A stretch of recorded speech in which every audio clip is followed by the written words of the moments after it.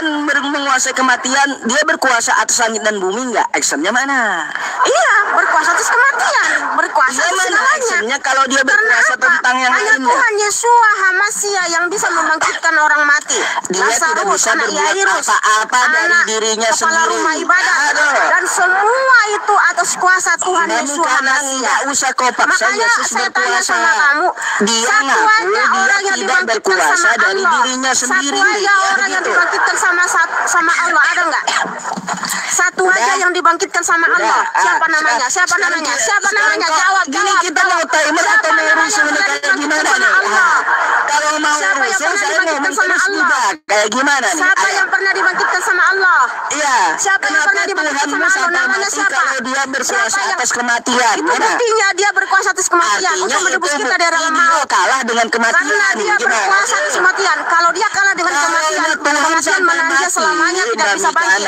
Tapi Tuhan saya bangkit. Artinya apa? Tuhan kamu tidak berkuasa atas kematian. Kalah dia dengan kematian. Karena dia yang mati. Kasih tahu ngeyel tolong. Ya. Ditanya apa? Jawabnya apa coba? Ini saya jawab makanya Mbak Mika. Ada makanya ngerotos terus nih. Kagak usah Anda ikut ngerotos ketika saya jawab gitu, oke? Kagak usah Anda paksa. Satupun belum ada muslim yang bisa menjawab. Mengaku siapa yang pernah dibangkitkan sama Tuhanmu? Kan dia ngomong sendiri ya teman-teman ya. Tidak ada ya Yesus itu mengaku aku berkuasa. Enggak ada. Dia mengaku aku tidak dapat berkuasa dari diriku sendiri. Enggak usah kau ngarang tahayul sama saya. Enggak usah gitu ya. Itu enggak usah sama aja, saya. Kita berbasis data, diskusi pada basis data. Ayo udah pakai timer kalau mau, oke? Iya. Ayo udah. Pakai timer. Silakan. Ya udah tuh. Nih, biar ada timernya saya ajak PK aja kau. Kacau kali. Ya, baik. Kita diskusi ya tentang masalah berkuasa atau tidak.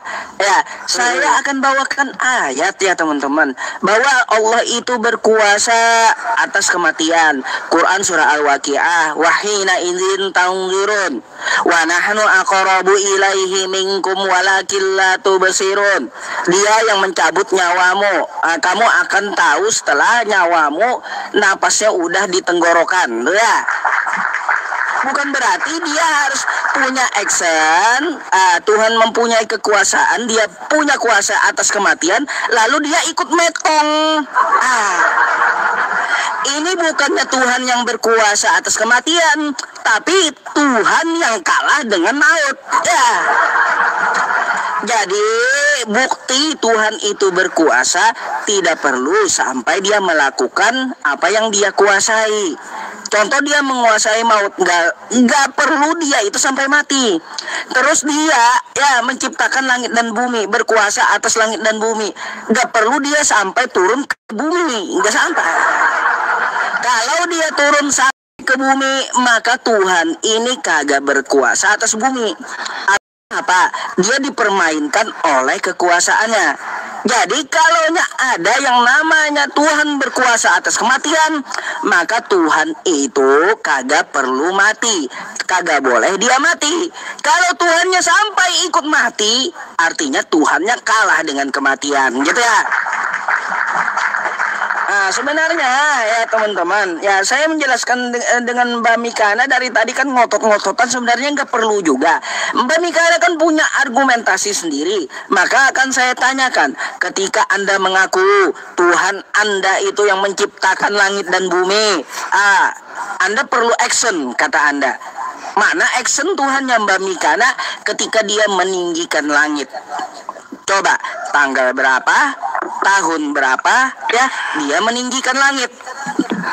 Sekali semua harus ada action. Membuktikan bahwa Tuhan itu berkuasa, harus Tuhan itu punya action sendiri. Ini pemikiran macam apa? Ya, baru tahu saya ada pemikiran kayak gini. Malah keterbalikannya teman-teman. Kalau Tuhan, sekali lagi saya ulangi, kalau Tuhan itu berkuasa atas kematian, atas maut, dia tidak boleh mati. Tuh, itu Tuhan yang berkuasa. Kalau dia berkuasa atas langit dan bumi, kagak boleh dia sampai turun ke langit atau bumi. Nggak boleh. Kalau dia sampai turun ya lalu mati, artinya dia ini tidak mempunyai kekuasaan apapun. Ya sebagaimana Yesus Mbak Mikana, saya mau sampaikan di Yohanes 5 nomor 30. Dia ngaku sendiri, dia apa? Berkata, aku tidak dapat berbuat apa-apa dari diriku sendiri. Di awal tadi Mbak Mikana mau memaksakan sama saya, Yesus berkuasa. Saya harap Mbak Mikana dongengan-dongengan yang kayak gitu nggak usah dibawa sama saya. Kalau sama jemaatmu ya, kalau mau kau takiyahnya sama jemaatmu silakan gitu ya. Tapi kalau sama saya nggak laku ya yang kayak gitu. Jadi kalau dia mengaku tidak berkuasa lalu Anda paksa dia berkuasa, maka saya lebih percaya Yesus mengatakan di kitab Anda dia tidak berkuasa. Jadi Mbak Mikana ya, kalau Anda tetap memaksakan bahwa action dari Tuhan itu dia harus berkuasa atas sesuatu lalu dia action sendiri, maka saya tanya ya, kalau Tuhan mau menciptakan langit dan bumi kapan actionnya? Itu dulu yang saya tanya ya. Gitu aja, coba dengarkan artinya apa Mbak Mikana. Saya menyampaikan kepada Anda, bukan ukuran ada action atau tidak menjadi berkuasa itu, bukan seperti itu. Artinya apa? Tuhan yang berkuasa itu dia tidak perlu sampai melakukan hal-hal yang dia kuasai. Ya kalau dalam Islam makanya ya Allah Maha Kuasa, Allah Maha Besar, kan kayak gitu. Nggak perlu gitu sampai dia turun lalu melakukan apa yang dia kuasai. Itu nggak masuk akal dalam Islam. Begitu Mbak Mikana, silakan. Udah, kita satu topik dulu, jangan tentang penciptaan ya, masih tentang Tuhan yang berkuasa atas kematian ya. Ya udah, ini waktu Anda 5 menit gitu, saya juga diam. Kan teratur. Iya.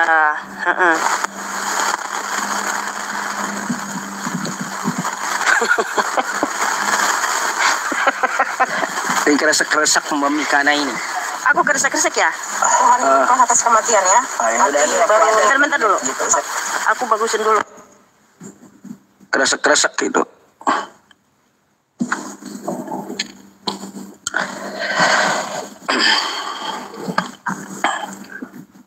Ini masih keresek-keresek ya? Udah enggak? Silakan. Ini masih keresek-keresek? Udah enggak. Oke. Ya, saudaraku, dari tadi Ustadz Yusuf Pei itu hanya nyerocos ya, narasi-narasi kosong melompong, nggak ada data ditunjukkan dalam kitabnya apakah Tuhannya Allah Subhanahu wa taala berkuasa atas kematian ya. Semua narasi-narasi kosong. Karena kita di sini diskusi kitab suci, maka kita bawa dalil dalam kitab masing-masing ya. Nah, saudara-saudaraku, karena kita berbicara tentang kematian ya, Tuhan siapa yang terbukti berkuasa atas kematian? Terbukti hanya Tuhan Yeshua HaMashiach. Karena apa? Di dalam kitab suci ini sangat banyak dalilnya.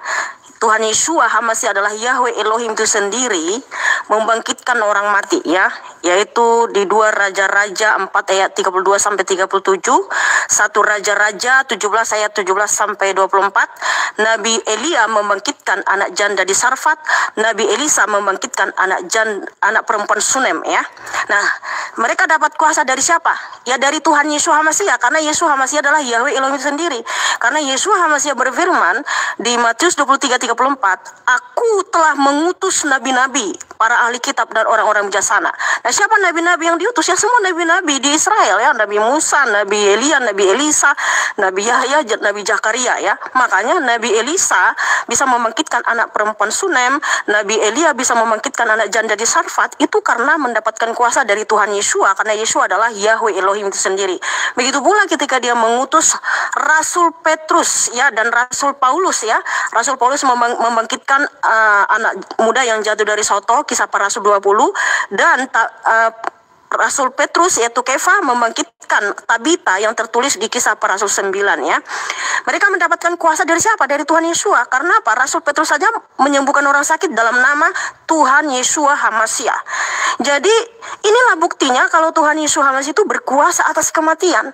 Karena apa saudaraku? Tuhan palsu ya nggak bisa membangkitkan orang mati. Karena apa? Bukan dia pemilik kehidupan ya. Jadi pemilik kehidupan itu hanya Sang Pencipta. Makanya ketika dia berfirman di Ulangan 32 ayat 39, akulah yang mematikan dan menghidupkan, akulah yang meremukkan dan menyembuhkan. Nah, dia berfirman dialah yang mematikan dan menghidupkan, disertai dengan perbuatan, disertai dengan karya-karyanya, bukan hanya sebatas pengakuan. Makanya Tuhan Yesus HaMasiah bisa membangkitkan ya Lazarus, anak muda, yaitu anak janda ya, yang tertulis di Yohanes 11 ya, Lazarus, dan juga anak kepala rumah ibadat yaitu Yairus, yaitu di Lukas 8 ya, disaksikan oleh rasul-rasulnya. Nah, inilah buktinya kalau Tuhan Yesus HaMasiah itu berkuasa atas kematian. Nah, dia berkuasa atas maut. Kenapa Tuhan Yesus HaMasiah dia mengalami kematian, turun ke alam maut, dan pada hari yang ketiga bangkit? Untuk menebus kita, saudaraku, dari hukumnya sendiri yang telah dilanggar oleh Adam dan Hawa, yaitu di Kejadian 2:17. Karena Tuhan Yesus HaMasiah adalah Yahweh itu sendiri menciptakan manusia bukan untuk metong. Tetapi kenapa manusia metong? Karena Adam dan Hawa melanggar hukum di Kejadian 2:17 yang telah diberikan oleh Bapa. Jangan makan buah pohon pengetahuan sebab pada hari engkau memakannya pastilah engkau mati ya. Nah, ini dilanggar sama Adam. Makanya Tuhan Yesus HaMasiah datang dari sorga untuk menebus kita dari hukumnya sendiri di Kejadian 2:17, supaya kita bisa bangkit untuk hidup yang kekal. Inilah buktinya kalau Tuhan kita itu berkuasa atas kematian. Ada actionnya, ada partikelnya. Makanya dari zaman ada kebangkitan, karena Tuhan Yesus HaMasiah sudah mengalahkan maut. Yesus HaMasiah berfirman di Yohanes 11 ayat 25, akulah kebangkitan dan hidup, barang siapa percaya kepadaku, ia akan hidup sekalipun ia mati. Makanya ada kebangkitan, saudaraku. Dan siapapun yang percaya kepada Tuhan Yesus HaMasiah, dia juga akan mengalami kebangkitan untuk hidup yang kekal. Nah, sementara Yusuf P ini dari tadi nyerocos nggak ada data. Saya hanya minta tunjukkan satu dalil saja. Apa buktinya kalau Allah Subhanahu wa Ta'ala berkuasa atas kematian Ustadz? Pernah nggak dia membangkitkan orang mati? Kalau pernah, siapa namanya di dalam Quranmu? Ya, kalau dia tidak pernah mengalahkan maut, tidak pernah mati dan bangkit sendiri untuk menembus kita dari alam maut, lalu apa actionnya? Apa buktinya kalau Allahmu berkuasa atas kematian? Harus ada actionnya, praktikalnya, dan namanya siapa yang pernah dibangkitkan? Ya, jadi kalau hanya ngaku-ngaku, oh semua manusia dimatikan, itu semua agama bisa klaim, ya, bahwa Tuhannya, oh semua Tuhan saya mematikan, tapi harus ada buktinya. Ya, disaksikan paling tidak siapa saksinya ya. Kalau Tuhan Yesus membangkitkan orang mati, rasul-rasulnya ada Rasul Petrus, Rasul Kefa, Rasul Yohanan, Rasul Matius ya, ada di situ menyaksikan perbuatan Tuhan Yesus HaMasiah. Nah, jawab pertanyaan saya, bukti bahwa Tuhan berkuasa atas kematian pakai dalil, pakai data dalam Quranmu, silakan. Baik. Saya tadi sudah pakai data. Oh, baik. Gitu dong, kan bagus, enak gitu didengar. Kalau gantian ntar ya, waktu saya dulu. Saya akan tunjukkan dalil-dalil yang diminta Mbak Mika, nah gitu ya. Oke teman-teman bisa membuka Quran surah Al-Waqiah ya. Mana buktinya Allah itu berkuasa atas kematian? Saya bacakan dulu ya. Al-Quran surah Al-Waqiah di ayat 47 ini ya. Wa kanu yaquluna aidza mitna wa kunna turaba wa 'idhaman a inna lamab'utsun. Mereka berkata, apabila kami telah mati dan menjadi tanah dan tulang belulang, apakah kami benar-benar akan dibangkitkan kembali? Lalu jawabannya seperti apa? Nih di bawah ya. Apakah nenek moyang kami yang terdahulu akan dibangkitkan pula? Maka kata Allah seperti apa melalui Nabi Muhammad? Ya, sesungguhnya orang-orang yang terdahulu dan yang kemudian akan benar-benar dikumpulkan pada waktu tertentu. Bukan berarti Allah harus turun ya, membuktikan dia menguasai kematian lalu dia ikut metong, nggak perlu. Ya. Pada waktu tertentu, yaitu hari yang sudah kita ketahui bersama, kan gitu. Terus ada lagi dalil yang lain ya. Nih dalil yang lain, Quran surah Al-Waqiah juga, Allah menguasai kematian ya. Di sini teman-teman Anda bisa buka di ayat ya. Nih, falaula idza balagatil hulqum ya. Kalau begitu, kenapa kamu tidak menahan nyawa ketika telah sampai di kerongkongan? Kenapa Yesusmu metong di tiang salib? Kalau dia berkuasa atas kematian, tahan kata Allah di kerongkongan. Ya. Artinya apa dari jawaban ini? Yesus metong di tiang salib kagak dapat menahan nyawa dia ya di kerongkongan. Artinya dia tidak berkuasa atas kematian. Oke Mbak Mikana, itu jawaban saya pakai dalil Al-Quran. Allah itu membangkitkan pada waktu yang telah ditentukan, bukan berarti ikut turun ya, ikut metong gitu ya.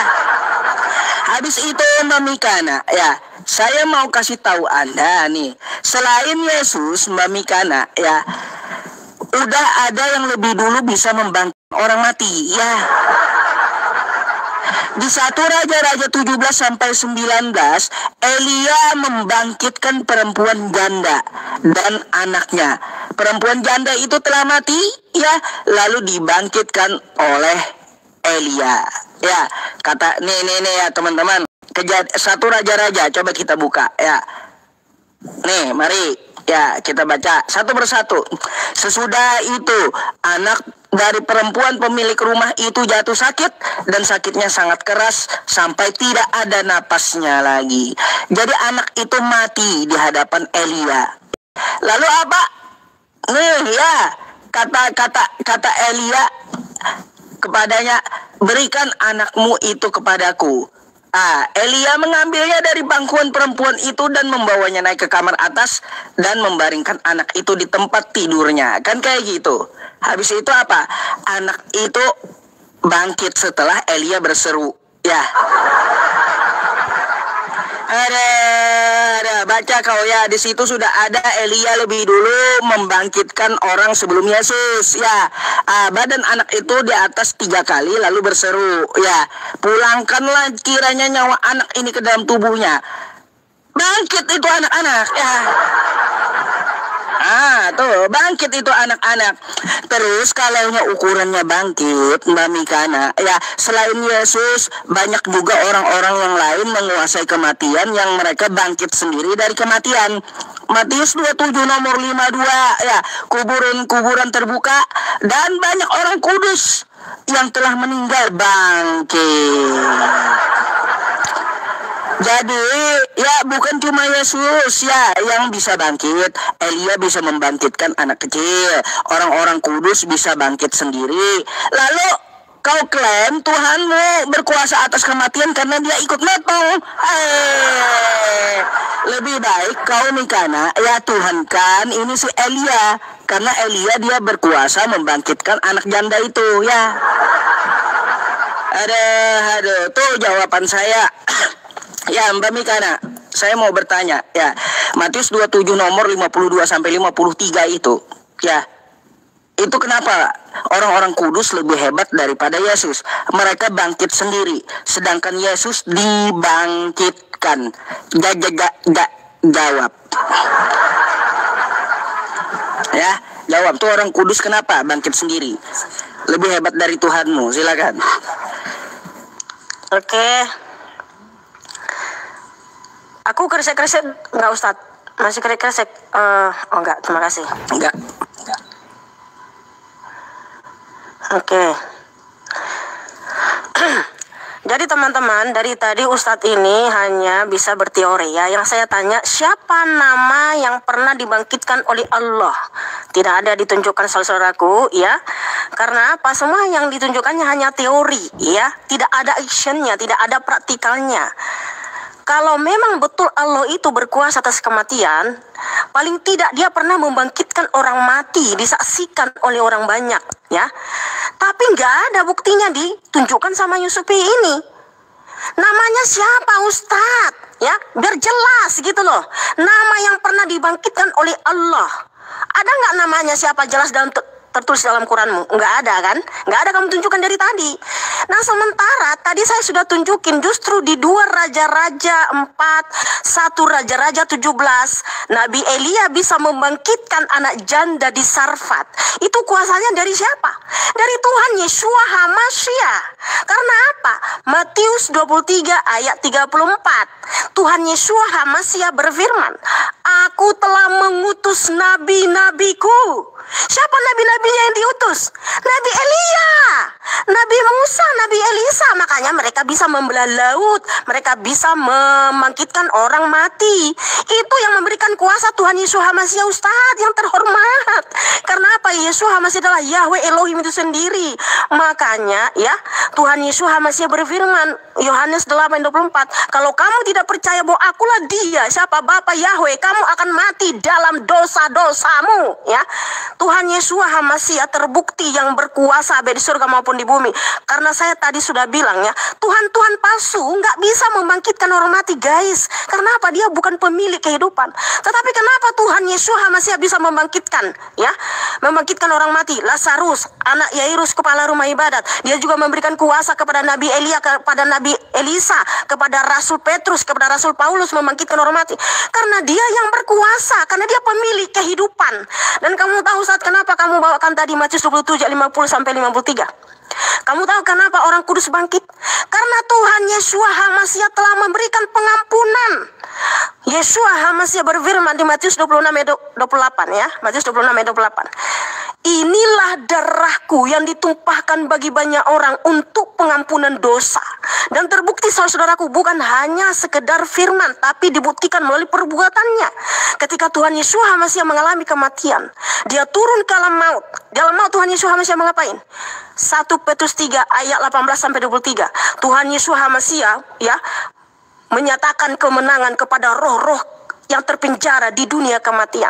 Makanya ketika Tuhan Yesus HaMashiach bangkit, dia juga membawa tawanan-tawanan ke tempat tinggi. Efesus 4 ayat 8-10. Ketika Tuhan Yesus HaMashiach turun ke bagian bumi paling bawah, dia juga naik ke tempat tinggi membawa tawanan-tawanan, ya. Makanya di Matius 27 ayat 50-53, ketika Tuhan Yesus HaMashiach bangkit, banyak kuburan terbuka dan banyak orang kudus bangkit.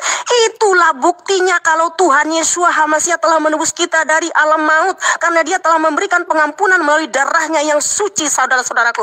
Oh haleluya, terpujilah Adonai Yesus HaMashiach. Makanya yang terbukti Tuhan yang Maha Kuasa yang memberikan pengampunan dan keselamatan itu hanya Tuhan Yesus HaMashiach. Kenapa di hari zaman ada kebangkitan, saudaraku? Karena Tuhan Yesus HaMashiach terbukti dialah kebangkitan dan hidup. Yohanes 11 ayat 25, akulah kebangkitan dan hidup, barang siapa percaya kepadaku, ia akan hidup sekalipun ia mati. Jadi yang berkuasa atas kematian dan atas maut itu siapa? Hanya Tuhan Yeshua. Dia berfirman di Wahyu 1 ayat 18, Wahyu 1 ayat 17-18 ya. Karena saya ingat semua ayat-ayatnya. Tuhan Yesus masih berfirman, jangan takut, akulah yang awal dan akulah yang akhir dan yang hidup. Aku pernah mati, tetapi lihatlah aku hidup abadi selama-lamanya, dan aku memegang segala kunci kerajaan maut. Jadi satu-satunya Tuhan yang berkuasa hanya Tuhan Yesus HaMashiach. Ingat teman-teman ya, Tuhan-Tuhan palsu dia tidak berkuasa atas kematian ya. Kalau setan bisa membawa mujizat, gak bisa. Seperti dukunnya Firaun bisa mengubah tongkat menjadi ular. Tetapi kalau untuk ya mengembalikan kehidupan, itu setan gak bisa, malaikat pun gak bisa. Hanya Tuhan Sang Pencipta. Itulah buktinya kalau Tuhan Yesus HaMashiach adalah Yahweh Elohim itu sendiri, Sang Pencipta. Makanya dia bisa mengembalikan nafas kehidupan ke anak Yairus, kepala rumah ibadat. Itulah kenapa ketika dia bisa memberikan kuasa kepada semua nabi-nabi. Nah, pertanyaan saya, Ustadz, tolong tunjukkan satu aja nama yang pernah dibangkitkan oleh Allah Subhanahu wa Ta'ala. Kalau dia Tuhan yang berkuasa atas kematian, tunjukkan namanya siapa? Silakan. Dalam Quran Bu pakai data. Iya, maksa baik. Kalau wajar sih Mbak Mikana nggak percaya ya dengan ayat Quran surah Al-Waqiah tadi. Tapi saya akan tunjukkan ayat yang lainnya karena saya udah siapkan datanya gitu ya teman-teman. Anda silakan buka ya tentang masalah Nabi Ibrahim ya, yang mana Nabi Ibrahim melihat Allah menghidupkan kembali burung tuh ya. Itu salah satu bukti bahwa Allah menguasai maut ya. Nih ya, kayak gimana nih? Saya nggak bacain Arabnya ya teman-teman, tapi Anda bisa langsung buka Al-Baqarah 260. Ya, ketika Ibrahim berkata, ya Tuhanku, perlihatkanlah kepadaku bagaimana engkau menghidupkan orang-orang mati. Pernah ditanya oleh Nabi Ibrahim ini. Lalu Allah berfirman, belum percayakah engkau? Dia Ibrahim menjawab, aku percaya, tetapi agar hatiku tenang. Lalu Allah berfirman, kalau begitu, ambillah 4 ekor burung, lalu dekatkanlah kepadamu, potong-potonglah. Kemudian letakkan di atas tiap bukit satu bagian dari tiap-tiap burung. Ini menurut dari tafsir ada 4 potong, 3 atau 4. Semuanya telah menjadi satu kembali ketika Nabi Ibrahim melihat dengan biji matanya Allah menyatukan burung tersebut dan menghidupkannya kembali. Ya, itu satu. Ya, kagak percaya juga yang ini. Baik, saya kasih ayat yang lain ya. Nih, fakul nadribuhu bi ba'diha. Al-Baqarah ayat 72 dan 73. Ingatlah, ketika kamu membunuh seseorang lalu kamu saling tuduh tentang itu. Akan tetapi Allah menyingkapkan apa yang telah kamu sembunyikan. Lalu ya kami berfirman, pukullah mayat itu dengan bagian dari sapi itu. Demikianlah Allah menghidupkan orang yang telah mati dan dia memperlihatkan kepadamu tanda-tanda kekuasaannya. Jadi Tuhan membangkitkan orang mati di zaman Nabi Muhammad pun ada ya. Ada ya. Kalau Ashabul Kahfi teman-teman itu bukan wafat itu, tapi ditidurkan kalau Ashabul Kahfi. Jadi di zaman Nabi Muhammad pun ada orang yang dibangkitkan oleh Allah tuh. Ya, ada ceritanya di Al-Quran. Tapi apakah disebut nama? Oh tidak, Al-Quran itu tidak menyebutkan sebuah nama ya Mbak Mikana. Kalau dia menjelaskan secara umum. Nah, kayak gitu. Jangan kau tuntut namanya, tapi banyak saksinya. Ya, kamu bisa baca tafsirnya juga. Ya, ayat Al-Baqarah 72 sampai 73 dan ayat Al-Baqarah 260. Jadi Mbak Mikana, ya jangan pusing ya, itu buktinya. Tuhan kami menguasai kematian, kagak perlu dia sampai metong. Dia contohin aja burung kepada Abraham, lalu dia suruh aja pukulkan ya sebuah alat ke mayat itu, lalu dia menghidupkan. Terus juga ya, saya bertanya, itu orang-orang kudus kenapa dia bangkit sendiri? Katanya Yesus membangkitkan. Mana ayatnya? Yesus aja dibangkitkan oleh Bapa. Orang-orang kudus itu bangkit sendiri. Kau bacalah Matius 27, 52 sampai 53. Orang-orang kudus itu bangkit sendiri. Sebelum Yesus bangkit, orang-orang kudus itu udah bangkit. Jadi ya lebih hebat orang kudus daripada Tuhanmu. Jangan kau beralasan orang kudus itu Yesus membangkitkan, mana ayatnya? Nggak bisa ngibul kayak gitu sama saya Mbak Mikana. Kasih saya ayatnya. Di mana orang kudus itu Yesus yang bangkitin? Orang kudus itu bangkit duluan sebelum Yesus. Baru Yesus bangkit setelah mereka bangkit. Dan Yesus dibangkitkan oleh Bapa. Nah, kan kayak gitu. Untuk masalah orang yang membangkitkan ya, lebih dulu ada Elia. Itu katanya meminta kepada Tuhan. Yesus pun juga meminta kepada Bapaknya. Makanya dia ngaku seperti apa? Aku tidak dapat berbuat apa-apa dari diriku sendiri, katanya. Lalu kau bilang dia berkuasa. Mimpi kau ya. Coba pertanyaan saya satu aja. Kalaunya ukurannya bisa bangkit, siapa yang membangkitkan orang-orang kudus itu? Kalau jawaban kau Yesus yang membangkitkan, mana dalilnya? Yesus membangkitkan orang-orang kudus itu. Karena orang-orang kudus itu lebih dulu bangkit daripada Yesus ya. Tuh. Coba buktikan ya yang kau ucapkan tadi. Tolong saya minta ayatnya di Bibelmu. Silakan.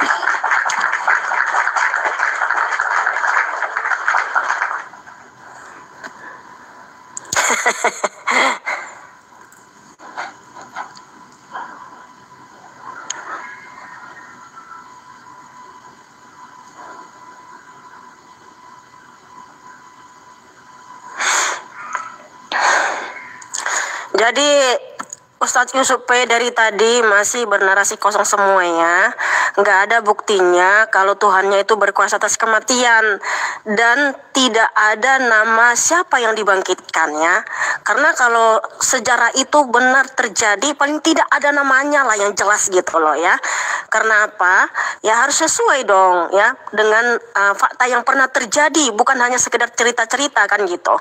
Nah, kalau kamu tadi bawakan dengan Ibrahim ya, kenapa cerita Ibrahim di dalam Quranmu itu sama dengan yang tertulis di Kejadian 15, yaitu Abraham. Abraham di situ diperintahkan untuk mengambil lembu berumur 3 tahun, kambing betina berumur 3 tahun, domba jantan berumur 3 tahun, dan seekor burung tekukur dan seekor anak burung merpati. Lalu Abraham mengambil semua itu baginya dan membelah-belahnya menjadi 2 dan meletakkan potongan-potongan berhadapan satu sama lain, tetapi burung-burung itu tidak dipotongnya ya. Kenapa teman-teman? Ya, kisah yang pernah terjadi di dalam diri Abraham, Bapak Yahweh itu Yesus Masih yang menyuruh untuk memotong-motong burung, itu ada di dalam Qurannya, tapi kok malah menghidupkan burung itu. Sementara Abraham tidak pernah menghidupkan burung, tapi disuruh untuk memotong-motong ya teman-teman ya. Jadi mohon maaf Ustadz ya, karena cerita di dalam Quranmu itu mirip dengan di dalam Alkitab ini, karena Abraham itu orang Ibrani. Sebab di dalam Quranmu pun dikisahkan dia punya anak namanya Ishak ya, dan Ismail gitu ya, dan juga tentang istrinya Hagar. Jadi sebenarnya Ibrahim dalam Quran itu seperti merujuk kepada Abraham, tapi faktanya Abraham itu tidak pernah menghidupkan orang mati, dan juga Abraham itu menyembah Yahweh Elohim ya, bukan Allah ya. Nah, jadi artinya Yusuf ini belum ada menunjukkan dari tadi mana actionnya kalau Allah Subhanahu Wa Taala itu terbukti berkuasa atas kematian. Paling tidak ada satu orang namanya yang jelas gitu, namanya siapa yang dibangkitkan oleh Allah Subhanahu Wa Taala. Tapi dari tadi Ustadz Yusuf belum ada menunjukkan satupun ya. Makanya udah saya bilang teman-teman, di dalam kitab suci ini sangat banyak dalilnya, dan para nabi, para rasul menyaksikan sendiri Tuhan Yesus masih membangkitkan orang mati. Dan di Matius 27 ayat 50 sampai 53 itu, Tuhan Yesus masih setelah bangkit baru ya ada kebangkitan. Nah, saya baca dulu ya teman-teman ya. Matius 27 ayat 50 sampai 53 ya.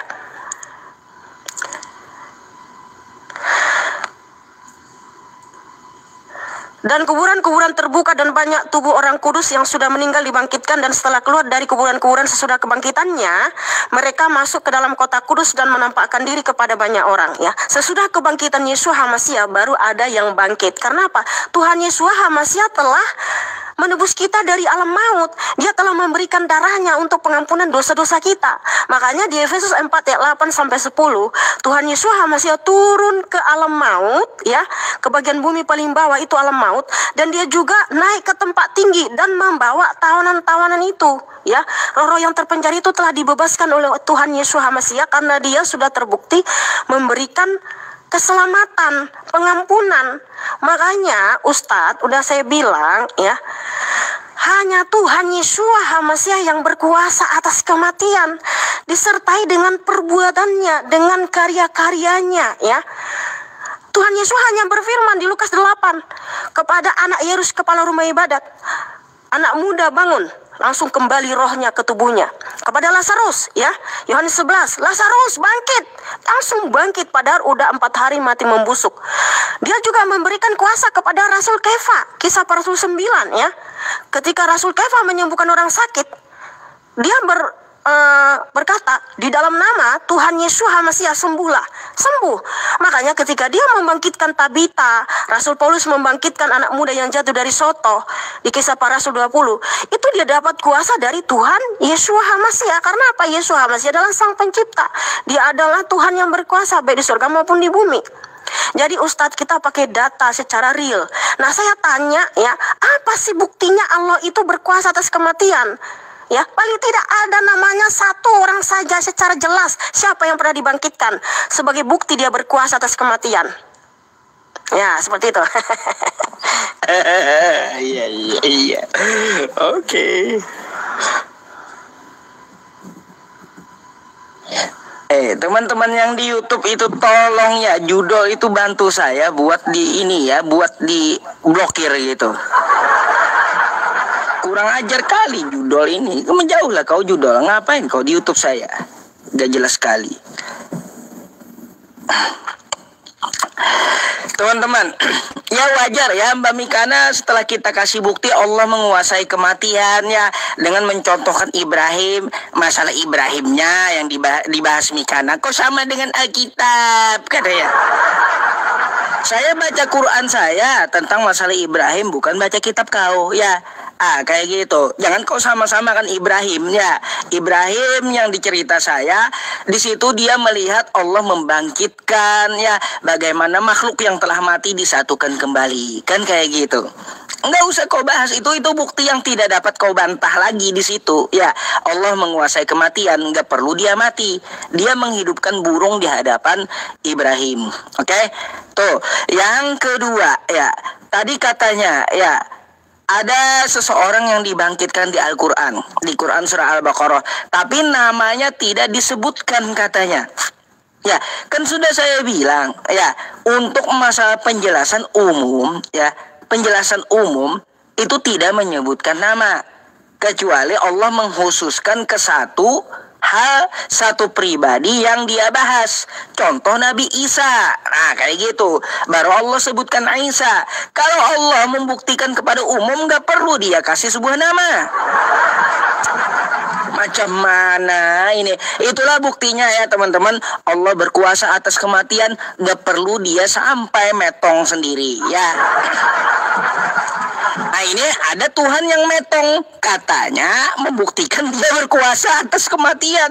Ini bukan berkuasa atas kematian Tuhan macam ini, tapi Tuhan macam ini adalah Tuhan yang kalah dengan kematian. Camkan itu ya, camkan itu. Terus juga ya, tadi saya bawa ayat dari Al-Quran ya teman-teman, tapi Mbak Mikana gak percaya, ya itu urusan dia. Lalu tentang masalah jawabannya dalam Bible, masalahnya di situ Yesus yang membangkitkan, katanya mari kita baca, tapi bacanya mau ngibulin saya ya. Nih mari kita baca ya teman-teman, Matius 27 nomor 53 ya. Kita baca dulu 52-nya ya sama 51-nya. Nih ya teman-teman, tapi 51-nya ini terjadi gempa bumi dan bukit terbelah gitu ya. Enggak usah 51-nya, langsung aja 52-nya ya. Matius 27:52. Dan kuburan-kuburan terbuka, dan banyak orang kudus yang telah meninggal bangkit. Enggak ada Yesus di sini. Yesus juga masih ikut metong ini ya. Kau perlu tahu Mbak Mikana, Yesus masih ikut metong ini ya. Karena apa, di ayat 50-nya ya teman-teman semuanya, di nomor 50-nya coba kita lihat nih ya. Nih, Yesus berseru pula dengan suara nyaring lalu menyerahkan nyawanya. Metong udah nih ya, Yesus metong. Setelah Yesus metong lalu gempa bumi. Setelah gempa bumi ternyata orang kudus bangkit duluan ya. Yesus masih metong ya. Orang kudus ini yang telah meninggal bangkit duluan dia. Oke? Baru di ayat 53-nya, setelah orang kudus tadi bangkit ya, Yesus juga ikut bangkit. Lalu yang orang kudus tadi, mereka keluar gentayangan ke kota Jawa Tengah nih ya.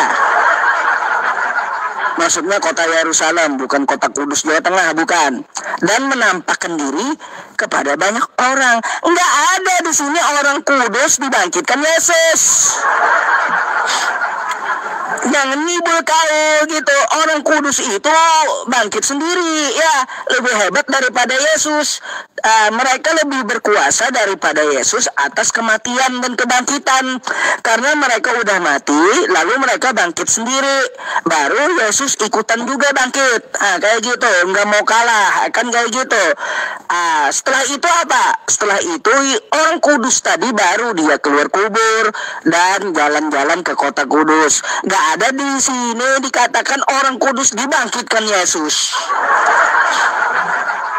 Enggak usah ngibul, makanya dongeng itu nggak laku sama saya, Mbak Mikana. Mana ayatnya orang kudus itu dibangkitkan oleh Yesus? Mana ayatnya? Karena di sini nggak ada ya Yesus membangkitkan orang kudus, tapi orang kudus ini bangkit sendiri dan kuburnya terbuka sendiri. Bukan Yesus yang bangkitin. Oke? Ini lebih hebat nih daripada Tuhanmu. Ya, kata kamu ini Yesus yang bangkitin, mana dalilnya? Dah, jawab kau ya. Nah, silakan.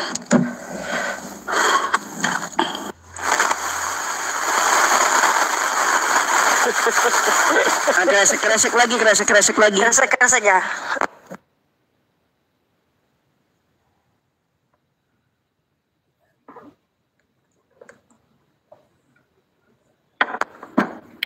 Masih kresek? Udah enggak. Oh iya. Iya teman-teman, Ustadz Yusuf kan sudah mengakui tidak ada namanya secara jelas. Jadi mohon maaf dengan segala hormat, dari sini bisa kita simpulkan, bisa kita nilai, ya di mana bukti bahwa Tuhannya itu berkuasa atas kematian ya, karena tidak ada buktinya teman-teman ya.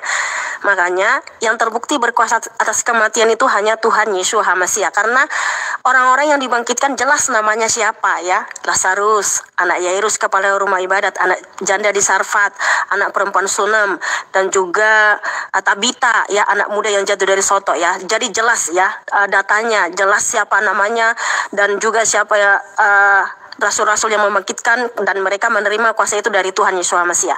Nah, tadi kan saya sudah baca di Matius 27 ayat 52 sampai 53. Jadi Ustadz Yusuf ini enggak membaca ayat 53-nya. Dia hanya baca Matius 27 ayat 50 sampai 52. Dia tidak baca ayat 53 sambungannya.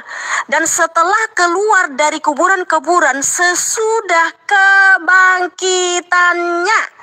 Jadi sesudah Tuhan Yesus HaMasiah bangkit, baru mereka bangkit. Karena apa? Tuhan Yesus HaMasiah sudah memberikan pengampunan, yaitu Matius 26 ayat 20. Dia berfirman, inilah darahku yang ditumpahkan bagi banyak orang untuk pengampunan dosa. Makanya dibuktikan melalui perbuatannya. Dia mengalami kematian, dia turun ke alam maut, 1 Petrus 3 ayat 18 sampai 23, dia menyatakan kemenangan ya, memberitakan Injil itu menyatakan kemenangan kepada roh-roh yang terpenjara di dunia kematian. Makanya ketika Tuhan Yesus HaMasiah bangkit, mereka pun bangkit. Karena apa? Tuhan Yesus HaMasiah telah menebus kita dari hukumnya sendiri. Nah, kenapa Tuhan Yesus mengalami kematian ya, karena salib itu karya Tuhan Yesus HaMasiah. Bukan hanya sekedar nih aku berkuasa, aku itu berkuasa atas kematian, tidak. Tetapi untuk mengembalikan kita ke rancangan semula, yaitu hidup yang kekal. Karena Adam dan Hawa telah melanggar hukum di Kejadian 2:17. Sebab Yahweh Elohim menciptakan manusia bukan untuk mati, tetapi dirancang hidup kekal bahagia dalam kemuliaannya. Lalu kenapa manusia mengalami kematian? Karena Tuhan juga punya hukum. Dia berfirman di Kejadian 2:17, jangan makan buah pohon pengetahuan, sebab pada hari engkau memakannya pastilah engkau akan mati. Nah, Adam dan Hawa melanggar ini, makanya Adam dan Hawa dan keturunannya mengalami kematian, tubuhnya kembali menjadi debu tanah, dan rohnya masuk ke alam maut, menderita di sana. Nah, bagaimana supaya kita bisa bangkit kembali? Bebas dari alam maut dan bangkit kembali untuk hidup yang kekal. Harus ada namanya penebusan. Ada yang mau mati untuk kita, yang tidak berdosa, yang mau menggantikan nyawa kita supaya kita bebas dari hukum Tuhan dan kita bangkit untuk hidup yang kekal. Nah, karena semua manusia kan sudah berdosa, Roma 3:23 ya. Makanya Tuhan itu sendiri yang turun dari surga, yang datang dari surga menjadi sama seperti kita untuk menebus kita dari hukumnya sendiri yang dilanggar Adam dan Hawa. Makanya ya tidak ada keselamatan di dalam siapapun juga selain Tuhan Yesus HaMasiah. Makanya Tuhan Yesus HaMasiah berfirman Yohanes 11:25, akulah kebangkitan dan hidup, barang siapa percaya kepadaku ia akan hidup sekalipun ia mati. Makanya ada kebangkitan dari zaman ya. Iman kami logis sekali, masuk akal ya. Nah, saya mau tanya sama Ustadz ya, Ustadz juga kan percaya di hari zaman ada kebangkitan untuk hidup yang kekal. Kenapa Ustadz begitu yakin di hari zaman ada kebangkitan? Di hari zaman ada kebangkitan untuk hidup yang kekal. Apakah Tuhan sudah terbukti dia pernah mati dan bangkit hidup abadi selama-lamanya sebagai jaminan kebangkitanmu di hari zaman? Nah, kalau Tuhan kami sudah pernah mati dan bangkit menebus kami dari hukumnya sendiri, ya, supaya kami bangkit di hari zaman untuk hidup yang kekal. Tapi Ustadz nggak bisa jawab itu karena dia hanya pokoknya nanti ya semua yang mati itu akan bangkit, itu aja nanti jawabannya. Itu nggak ada jawaban yang lain lagi yang logis, yang masuk akal. Tetapi kenapa iman kita sangat logis, teman-teman? Kenapa di hari zaman ada kebangkitan? Kenapa kita bangkit untuk hidup yang kekal? Karena Tuhan Yesus HaMasyiah telah menebus kita dari hukumnya sendiri yang dilanggar Adam dan Hawa, yaitu di Kejadian 2 ayat 17, sehingga kita juga ikut bangkit untuk hidup yang kekal. Makanya saudaraku, jangan bimbang, jangan ragu saudaraku ya, karena keselamatan hanya ada dalam Tuhan Yesus HaMasyiah. Makanya Tuhan Yesus berfirman, Yohanes 11 ayat 25, akulah kebangkitan dan hidup. Barang siapa percaya kepadaku, ia akan hidup sekalipun ia mati. Makanya di hari zaman ada kebangkitan saudaraku. Oh, haleluya, terpuji Yesus HaMasyiah. Oke, terima kasih Ustadz. Saya rasa udah cukup dulu ya, kita udahi dulu diskusi ini karena dari tadi jawaban Ustadz muter-muter dulu nggak ada data. Gibunya ketahuan Karena sudah biasa, nggak akan ada jawaban, nggak ada buktinya kalau Tuhan yang berkuasa sepertinya. Itu aja. Ayo terserah kau dah ya, kena mental ya. Ya, terima kasih Ustadz. Salam toleransi ya. Oke, Mami Kada. Gibunya ketahuan, nggak mau lagi dia terusin. Nggak ada di situ ya, dibangkitkan Yesus. Katanya nggak baca 53-nya, sedangkan saya baca sampai 53 loh ya. Terus Yesus itu kan dibangkitkan ya, siapa yang membangkitkan Yesus kan kayak gitu. Tuhan kok metong. Aduh, macam mana coba? Kalau Tuhan kita ya teman-teman, gampang kali cara membuktikan dia menguasai kematian, menguasai kebangkitannya, menguasai maut. Dia contohin kepada Ibrahimnya, Nabi Ibrahim alaihi salam. Beliau potong tuh burung ya, diletakkan di bukit 1, 2, 3, sampai sudah semuanya dipotong, diletakkan di bukit. Beliau berdiri di tengah-tengah bukit, lalu disatukan Allah kembali, burung itu dihidupkan gitu ya. Ada tuh ya, nggak perlu ya Tuhan kita sampai metong untuk membuktikan kan. Itu Tuhan metong itu Tuhan macam apa teman-teman? Tuhan metong. Aduh, kabur Wikada, ya udahlah nggak apa-apa gitu. Bang Nandar, assalamualaikum. Waalaikumsalam. Gimana Ustadz Yusuf? Katanya alhamdulillah baru selesai sakit. Bang Nandar, kok hitam ya gambar Bang Nandar di sini? Oh, belum. Mana sih Bang Nandarnya? Teman-teman ada lihat nggak? Belum. Dengar suara saya apa enggak? Gimana ini? Mana ada nggak? Oke, aku putuskan dulu ya. Putus dulu dah ya. Putus dulu dah. Nggak ada Bang Nandar ya.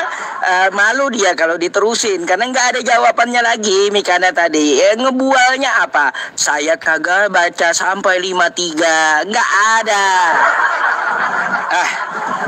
Saya baca sampai 53 itu ya. Tuli emang Mikana ini tuli rupanya. Sudah ada belum? Masih hitam. Kok hitam ya? Tempat saya hitam loh. Mana Bang Nandar? Kenapa ya? Aku heran nih, kenapa ya? Jaringannya BPJS Bang. Enggak, jaringanku bagus ini. Gak mungkin. Jaringan saya kah yang gak bagus teman-teman? Karena saya sambil live. Iya, nyangkut juga ini. Bang Nandarnya hitam. Kalau nggak percaya nih ya, bentar ya teman-teman ya. Bentar ya, sabar nih. Nih, saya kasih lihat ke teman-teman kalau nggak percaya sama Bang Nandarnya juga nih. Nih. Tuh. Oh, gitu ya. Ya wes. Sama siapa saya itu? Mana? Suaranya aja yang ada. Waduh, ya udahlah. Ya itu tadi mungkin saya ini angkat. Mana beliau? Hilang lagi. Aduh. Sama siapa? Iya, jawaban Mikara bolak-balik ya. Gak apa-apa dah ya. Kalau gitu kita naikin kawan Kristen yang lain ya teman-teman. Oke, kita naikin dulu satu nih.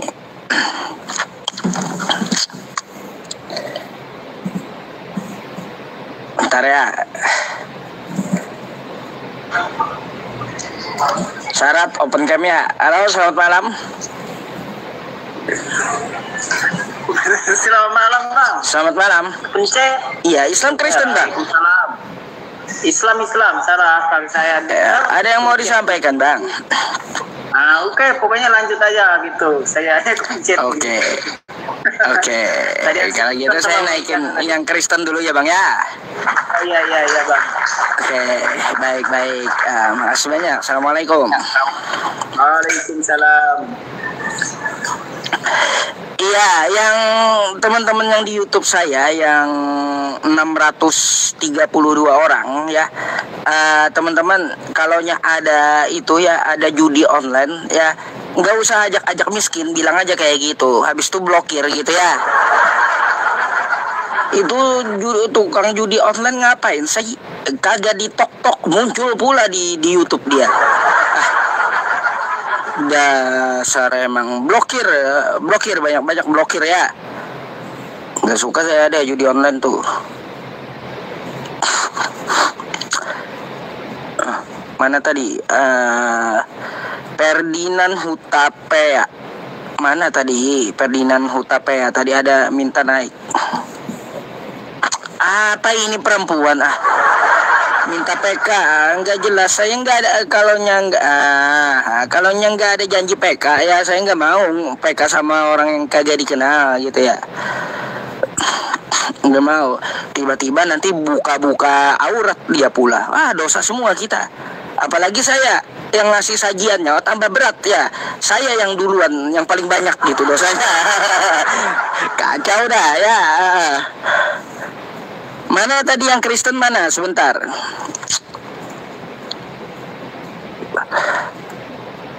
Meak apa ini? Temen.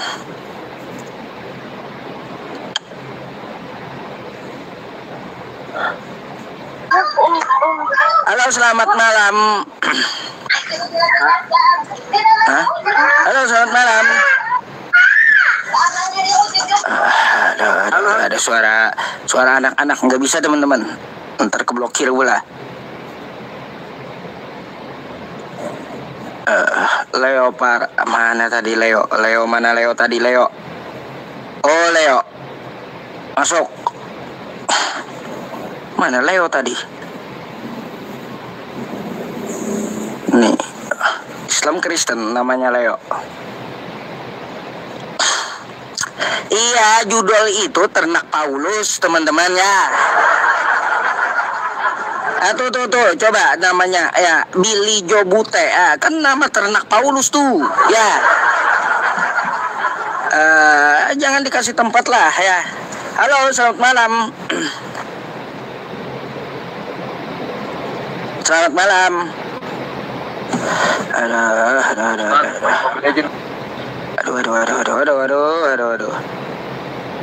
Bang, 2 kali aja ya saya sapa gitu. Tolonglah dijawab ya yang naik ya. Gak perlu berulang kali sampai seperti kita nggak dengar kayak gitu. Oke? Yang mana yang Kristen? Coba. Yang Kristen mana?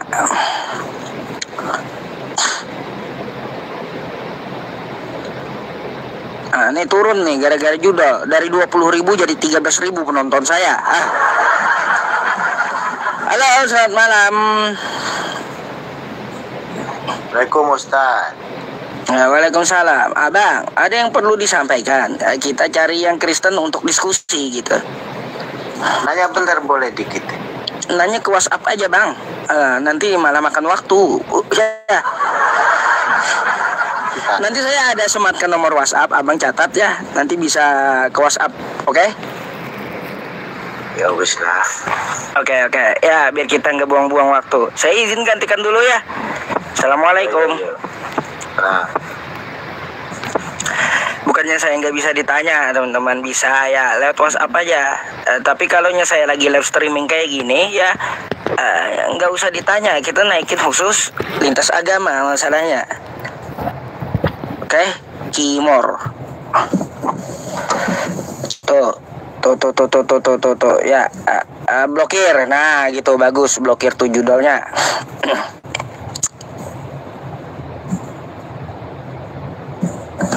Hilang. Jangan kemana-mana ya teman-teman, kita naikin lagi yang lain. Yang Kristen mana? Halawa.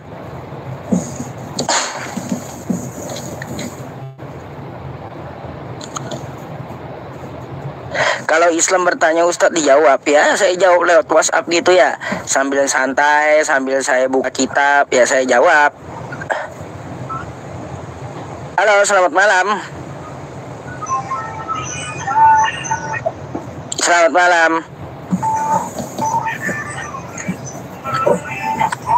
Abangnya buka kamera teman-teman, tapi belum jawab nih. Halo, selamat malam.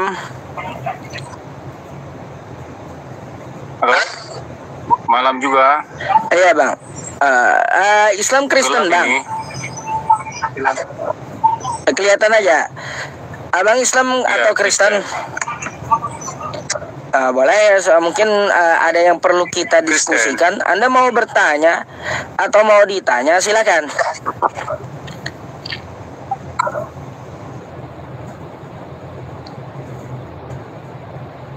Ngelak nih. Bang, ngelak bang. Aduh, ngelak teman-teman. Pingsan, beliau pingsan ya.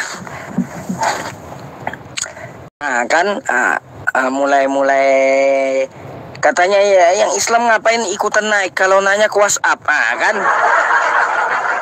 udah ada yang tulis kayak gitu, buang-buang waktu katanya. Bukannya saya nggak mau jawab pertanyaan, saya jawab insya Allah di waktu yang tenang ya. Tapi kalau kita lagi diskusi sama kawan kita yang Kristen ya, nanti aja tanya jawabnya, kita diskusi dulu gitu, oke? Bentar teman-teman ya. Yang Kristen mana sih, coba minta naik. Jeffrey William, baik. Tamu terbaru Jeffrey William tadi mana?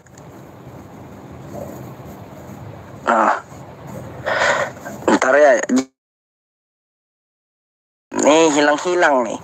Sabar. Soalnya banyak juga yang minta naik. Mana Jeffrey William tadi? Enggak aninya.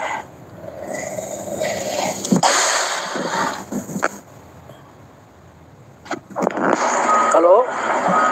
Halo, selamat malam. Halo. Halo, selamat malam. Halo. Selamat malam. Suara saya ada nggak? Ya, suara saya ada nggak? Ada. Ya udah, oke. Abang Kristen atau Islam bang? Kristen. Anda mau nanya atau mau ditanya nih, silakan. Terserah aja Pak Ustadz, mau ditanya mau tuh nggak ditanya terserah. Oh iya, bang, saya mau nanya. Ya, apakah masuk akal pencipta Tuhan kalah dengan ciptaannya? Apakah masuk akal? Maksudnya gimana? Putus-putus? Apakah masuk akal yang namanya Tuhan kalah dengan ciptaannya sendiri? Sebelum itu Anda open cam dulu bang. Kalau menurut saya, aduh, bang, syarat, abangnya juga ini ya, delaynya jauh kali gitu. Lupa teman-teman, udah mau ngerujak aja saya gitu. Soalnya lama kali nyari kawan Kristen ini yang mau on cam.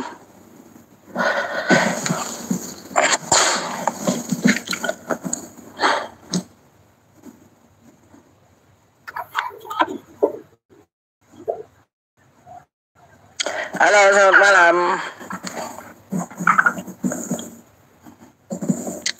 Selamat malam. Udah Ya, nggak ngomong 2 kali, langsung get out. Ngapain lama-lama?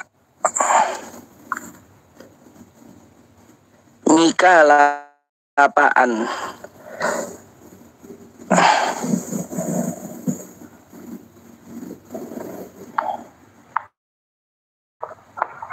Halo, selamat malam. Oh, selamat malam. Malam bang, Islam Kristen bang? Kristen. Open cam dulu lah, karena syarat utamanya on cam.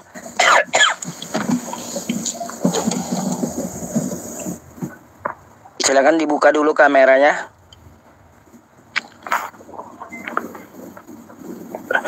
Teman-teman bantu posting ulang dong. Silakan dibuka dulu kameranya bang. Ya, sebentar.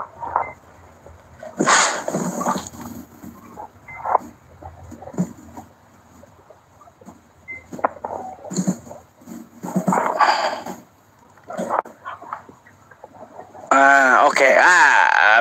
Beliau lebih tua, saya panggil bapak. Oke. Nah, Anda Kristen, mungkin kita bisa berdiskusi. Anda mau bertanya atau mau ditanya? Saya mau bertanya dulu.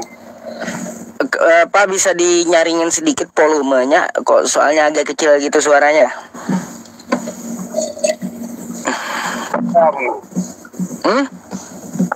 Hanya kedengaran di situ kecil suaranya. Iya, suara Anda kecil. Kedengaran di sini. Kalau saya sih dengar, tahu penonton. Agak dekat dikit HP-nya gitu. Ya. Iya, oke, silakan. Ini saya mau nanya. Kenapa umat muslim itu selalu berjenggot? Gini Pak ya, jenggot itu adalah sunnah dari Nabi. Ya, peliharalah jenggot, ya potonglah kumis. Itu adalah yang dicontohkan oleh Nabi. Karena kan beliau orang Arab, jadi hal wajar kalau beliau berjenggot. Muslim mengikuti contoh dari beliau. Nah, kata teman saya yang muslim, katanya kalau berjenggot itu banyak bidadari yang tergantung di situ. Oh enggak, yang banyak istri itu yang gondrong Pak. Kalau yang jenggotan itu ya, yang jenggot itu 72 aja bidadarinya. Tapi kalau rambutnya gondrong, itu 100 istrinya nanti. Gitu. Jadi jangan heran. Oh gitu. Teman saya kemarin itu katanya gitu, makanya saya juga bingung. Pak, suara Anda kata teman-teman kecil kagak jelas. Gimana? Suara Anda kecil nggak jelas kata teman-teman. Masa kecil? Kecil banget suaranya.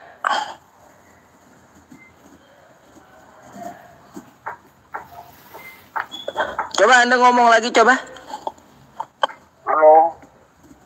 Iya Pak, kecil kali. Coba dibenerin dulu suaranya dah Pak. Atau Anda pakai handset gitu.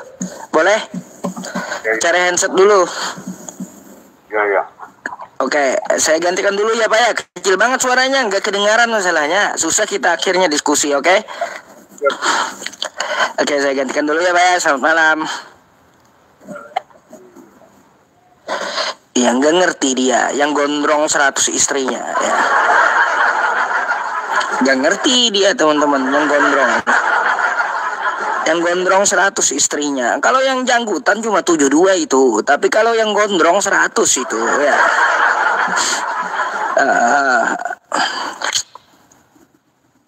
Mana nih?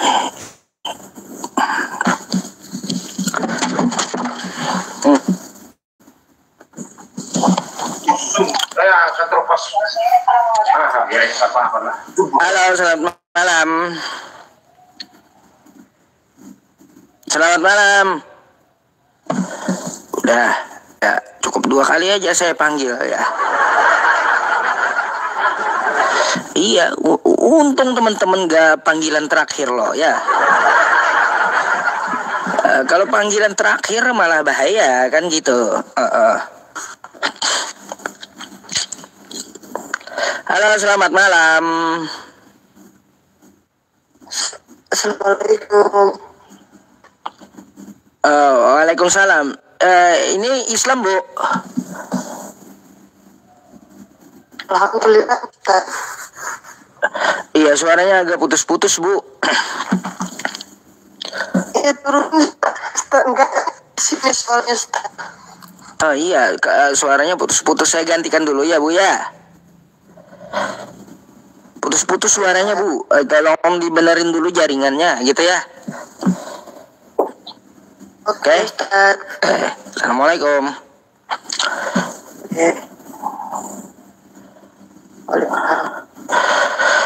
Aduh, satu ya, setidaknya satu lah gitu ya. Kita diskusi bentar dulu lah, Bang Nandar ya. Nggak jelas nih, ngelak-ngelak saya juga. Sabar dulu. Bentar Bang Nandar, ini ada tamu saya nih, ini Bang Kiko nih ya. Iya, sinyal jelek ini malam ini. Entah sinyal saya kah yang jelek ya, pantas aja jelek kayak orangnya juga gitu. Halo, selamat malam. Selamat malam Pak Ustadz, apa kabar? Malam. Alhamdulillah saya udah bangkit di hari ketiga, Pak. Iya, baru bangkit saya di hari ketiga ini. Makanya sehat walafiat sekarang. Pak, malam ini ada yang perlu saya obati.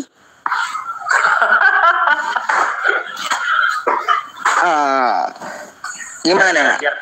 Biar kelihatan Pak Ustadz, biar nggak dikata abu-abu kita Pak. Ya betul. Gimana Pak Ustadz, sehat? Sekali lagi sehat.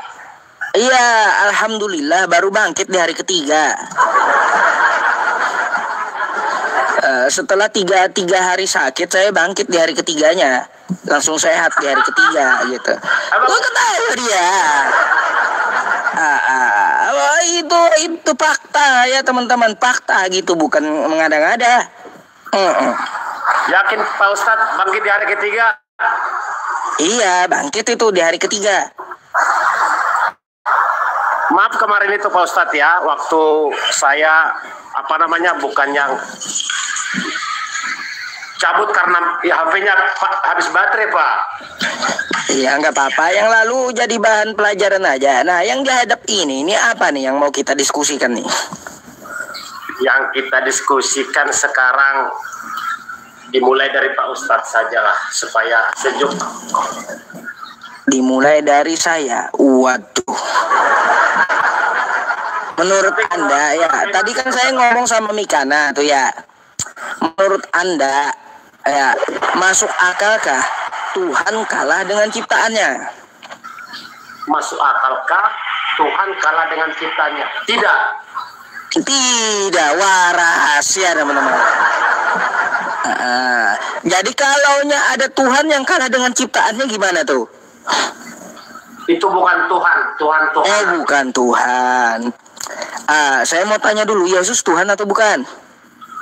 Bagi orang Kristen itu Tuhan, utusan Sang Bapa. Bagi Anda? Bagi saya juga, Pak Ustadz. Jangan orang Kristen aja ente tunggalin.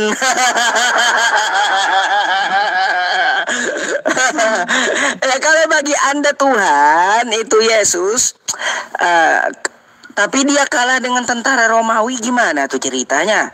Sampai diseret tentara Romawi. Ini Tuhan kok kalah dengan ciptaannya? Katanya bukan Tuhan tadi. Baik, secara manusia saya harus menerima pendapat orang secara rasional berpikir dunia. Namun kalau kita masuk kepada suatu keyakinan, ini kan suatu hal yang saya yakini Pak Ustadz. Jadi secara manusia harus saya menjawab betul kata Pak Ustadz dan pendapat teman-teman. Begitu Pak Ustadz. Oh betul ya. Kalaunya bukan Tuhan ya, dia kan memang manusia yang mengakui Yesus itu Tuhan adalah penyesat. Kan kayak gitu di kitab Anda.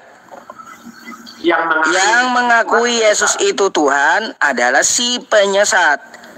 Jadi yang mengakui Yesus sebagai manusia itu adalah pengikut Yesus. Tapi yang mengakui Yesus sebagai Tuhan itu adalah si penyesat dan antikristus. Itu di kitab Anda. Coba dibacakan Pak, kalau saya nggak hafal ayat. Mungkin Pak. Iya. Baik nih. Ntar ya.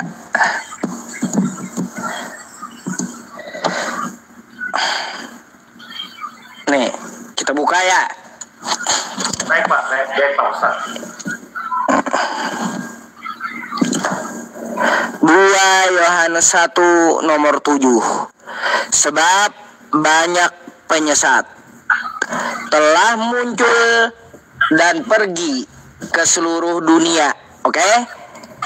Yang tidak mengaku bahwa Yesus Kristus telah datang sebagai manusia, itu adalah si penyesat dan antikristus. Jadi Anda ngakui nggak Yesus itu cuma manusia, bukan Tuhan? Tuh. Karena kalau Anda akui dia Tuhan, itulah si penyesat dan antikristus, kata kitab Anda.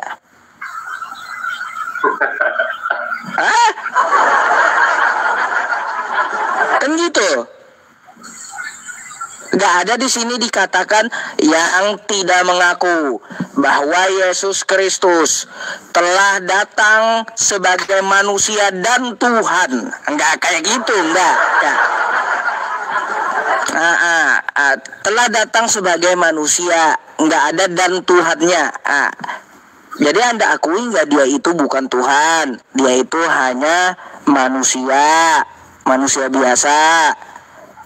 Kalau Anda nggak mengakui Yesus itu manusia, tapi Tuhan, nih kata kitab Anda, itu adalah si penyesat dan antikristus. Nah, gimana tuh? Dulu memang Pak ya, yang saya baca, kalau saya sih secara penghafalan kitab ayat-ayat, saya nggak terlalu hafal Pak. Mungkin karena Pak Ustadz sudah biasa baca ya, memang sudah kerjanya setiap hari ya. Jadi begini Pak Ustadz, di zaman Kristus itu, setelah Kristus membuat sudah memberikan banyak ajaran kepada pengikutnya, banyak sebenarnya orang yang mengaku-ngaku mendapat ajaran itu dari Kristus sendiri. Sebenarnya yang tidak disebut di sana adalah orang yang ngaku-ngaku Pak, yang tidak percaya. Ngaku itu Pak belum tentu percaya Pak, seperti itu Pak Ustaz. Aduh, ini teman-teman kagak di TikTok, kagak di YouTube, judi online ini jadi kali gitu ya. Ini bentar ya Pak ya. Yang polisi ya, polisi cyber kerjanya apa sih sama Komdigi? Ini judul banyak kali kagak di TikTok, di YouTube juga. Gimana sih, nggak bisa kah judul ini diberantas gitu? Heran saya. Gak cocok lah. Judul kalian itu kalau mau ya ke konten joget-joget ya. Nggak usah ke konten saya yang dakwah, nggak perlu. Iya, di TikTok juga ada. Oke, lanjut Pak. Tadi di situ Pak Kiko ya, Pak Haryanto, di situ nggak ada seperti yang Anda ucapkan tadi. Tertulisnya yang tidak mengakui bahwa Yesus Kristus adalah manusia, itu adalah si penyesat dan antikristus. Cuma kayak gitu. Yesus itu manusia Pak. Betul, bukan Tuhan kan? Harus saya berpendapat di sini supaya begini ya. kalau ada orang Kristen mengatakan Yesus itu bukan manusia, ya saya tidak menjudge, tapi harus dipahami secara mendalam dan banyak belajar dan banyak membaca, begitu Pak. Jangan asal-asal jawab, kalau enggak nanti akan menyesatkan menyesatkan orang banyak seperti itu Pak. Banyaklah membaca dan belajar, begitu Pak. Iya, makanya saya bacakan gitu biar saya nggak dianggap bohong. Kira-kira Pak Haryanto, Anda ada pertanyaan Kak tentang Islam gitu? Karena kan Anda banyak nanya juga sebelumnya. Tentang tadi Pak ya, banyak manuskrip yang namanya pun ya zaman sekarang itu semua tulisan manusia Pak, nggak ada itu langsung dari Tuhan itu sendiri Pak, tetap lewat manusia apapun dia, tidak ada lewat anime, nggak ada Pak, pasti lewat manusia. Kalaupun ada yang salah tulis, tafsiran manusia tidak sempurna, berarti sebenarnya bukan mewakili dari seluruh pemikiran Pak, begitu Pak Ustadz. Tapi kali ini saya bertanya Pak ya. Oh, silakan. Apa kemarin ya? Lupa pertanyaannya. Macam mana semua pertanyaannya lupa. Pak Ustadz itu terlalu sejuk akhirnya lupa. Aduh. Orang seperti Anda sebenarnya saya lebih banyak bercandanya Pak daripada serius ya. Karena Anda orang yang enggak ngeyelan, orang yang baik gitu, orang yang pintar dalam menanggapi. Terima kasih. Silakan kalau ada pertanyaan silakan ditanyakan. Terkadang begini Pak, saya untuk bertanya itu ya karena belasan ribu orang memandang kita Pak, mendengarkan kita.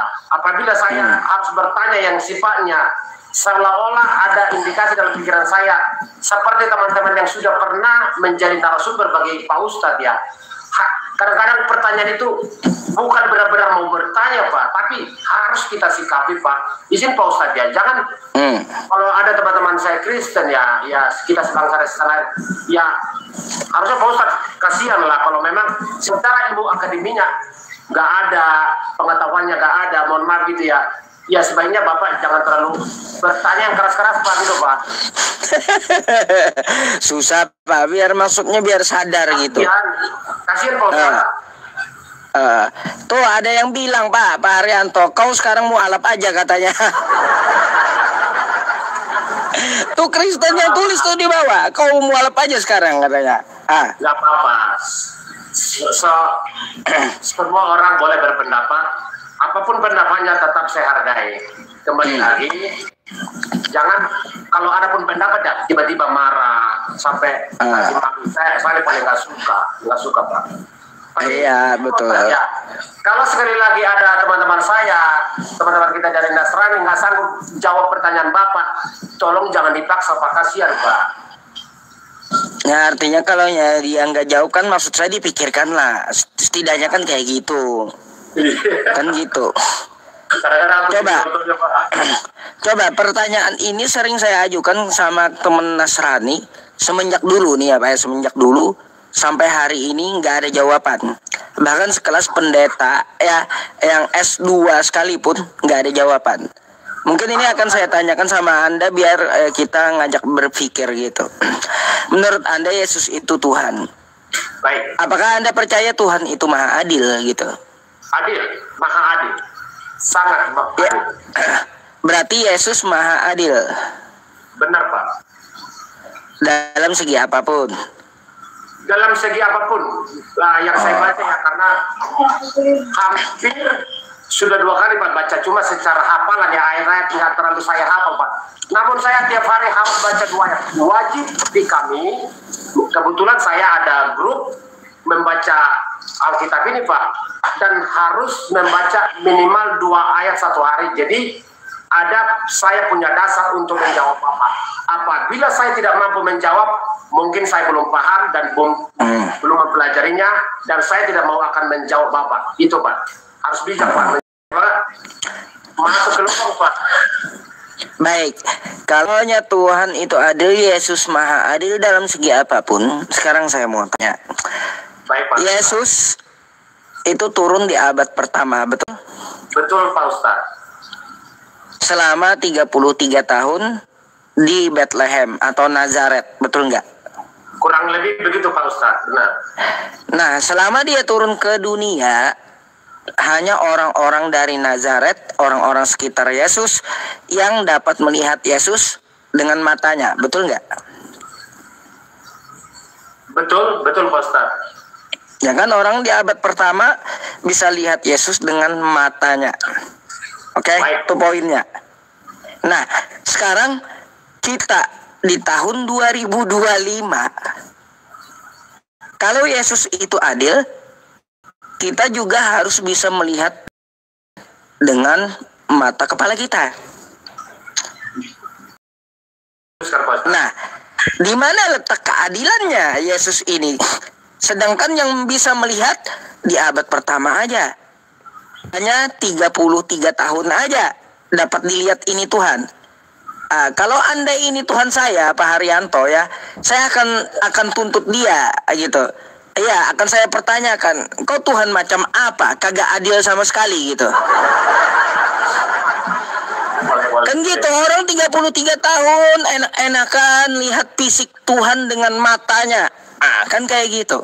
Kita tahun 2025, jangankan lihat dengan mata, lihat fisiknya aja kagak ada. Ini mana keadilan Yesus bagi kita semua? Baik, memang kalau menjawab ini, saya tidak mau menyepelekan pertanyaan ini, tapi ada dalam hati saya, ya sudahlah, tetap harus saya jawab. Ya Pak Ustadz yang saya hormati, begini Pak Ustadz, dalam pemahaman kami sebagai umat Kristiani ya, yang percaya kepada ajaran Kristus, begini, sejak manusia kejatuhan ke dalam dosa, maka terputuslah hubungan kemuliaan itu kepada Tuhan itu, sehingga Tuhan yang Maha Besar, Sang Maha Pencipta, membuat caranya dengan cara ilahi sendiri, yaitu dengan mendatangkan, memberikan Yesus sebagai penebus dosa umat itu, untuk supaya manusia tidak selama-lamanya jatuh ke dalam dosa itu Pak. Seperti itu. Akhirnya, baik, itu Anda jawab dengan doktrin Pak, dengan dogma, dengan doktrin kekristenan, kan kayak gitu. Yang kita pertanyakan ini, kita ambil netral, baik dari agama manapun. Kita sepakat Tuhan itu adil. Coba kita cek, Tuhan Kristen nongol di abad pertama. Hanya orang abad pertama yang bisa lihat dengan matanya. Orang di abad kedua nggak bisa lihat, sampai orang yang di tahun 2025. Lalu di mana adilnya Tuhan yang seperti ini gitu? Jadi yang kita cari itu bukan doktrin atau dogma dari kekristenannya, tapi di mana letak sifat keadilan Tuhan gitu bagi semua manusia.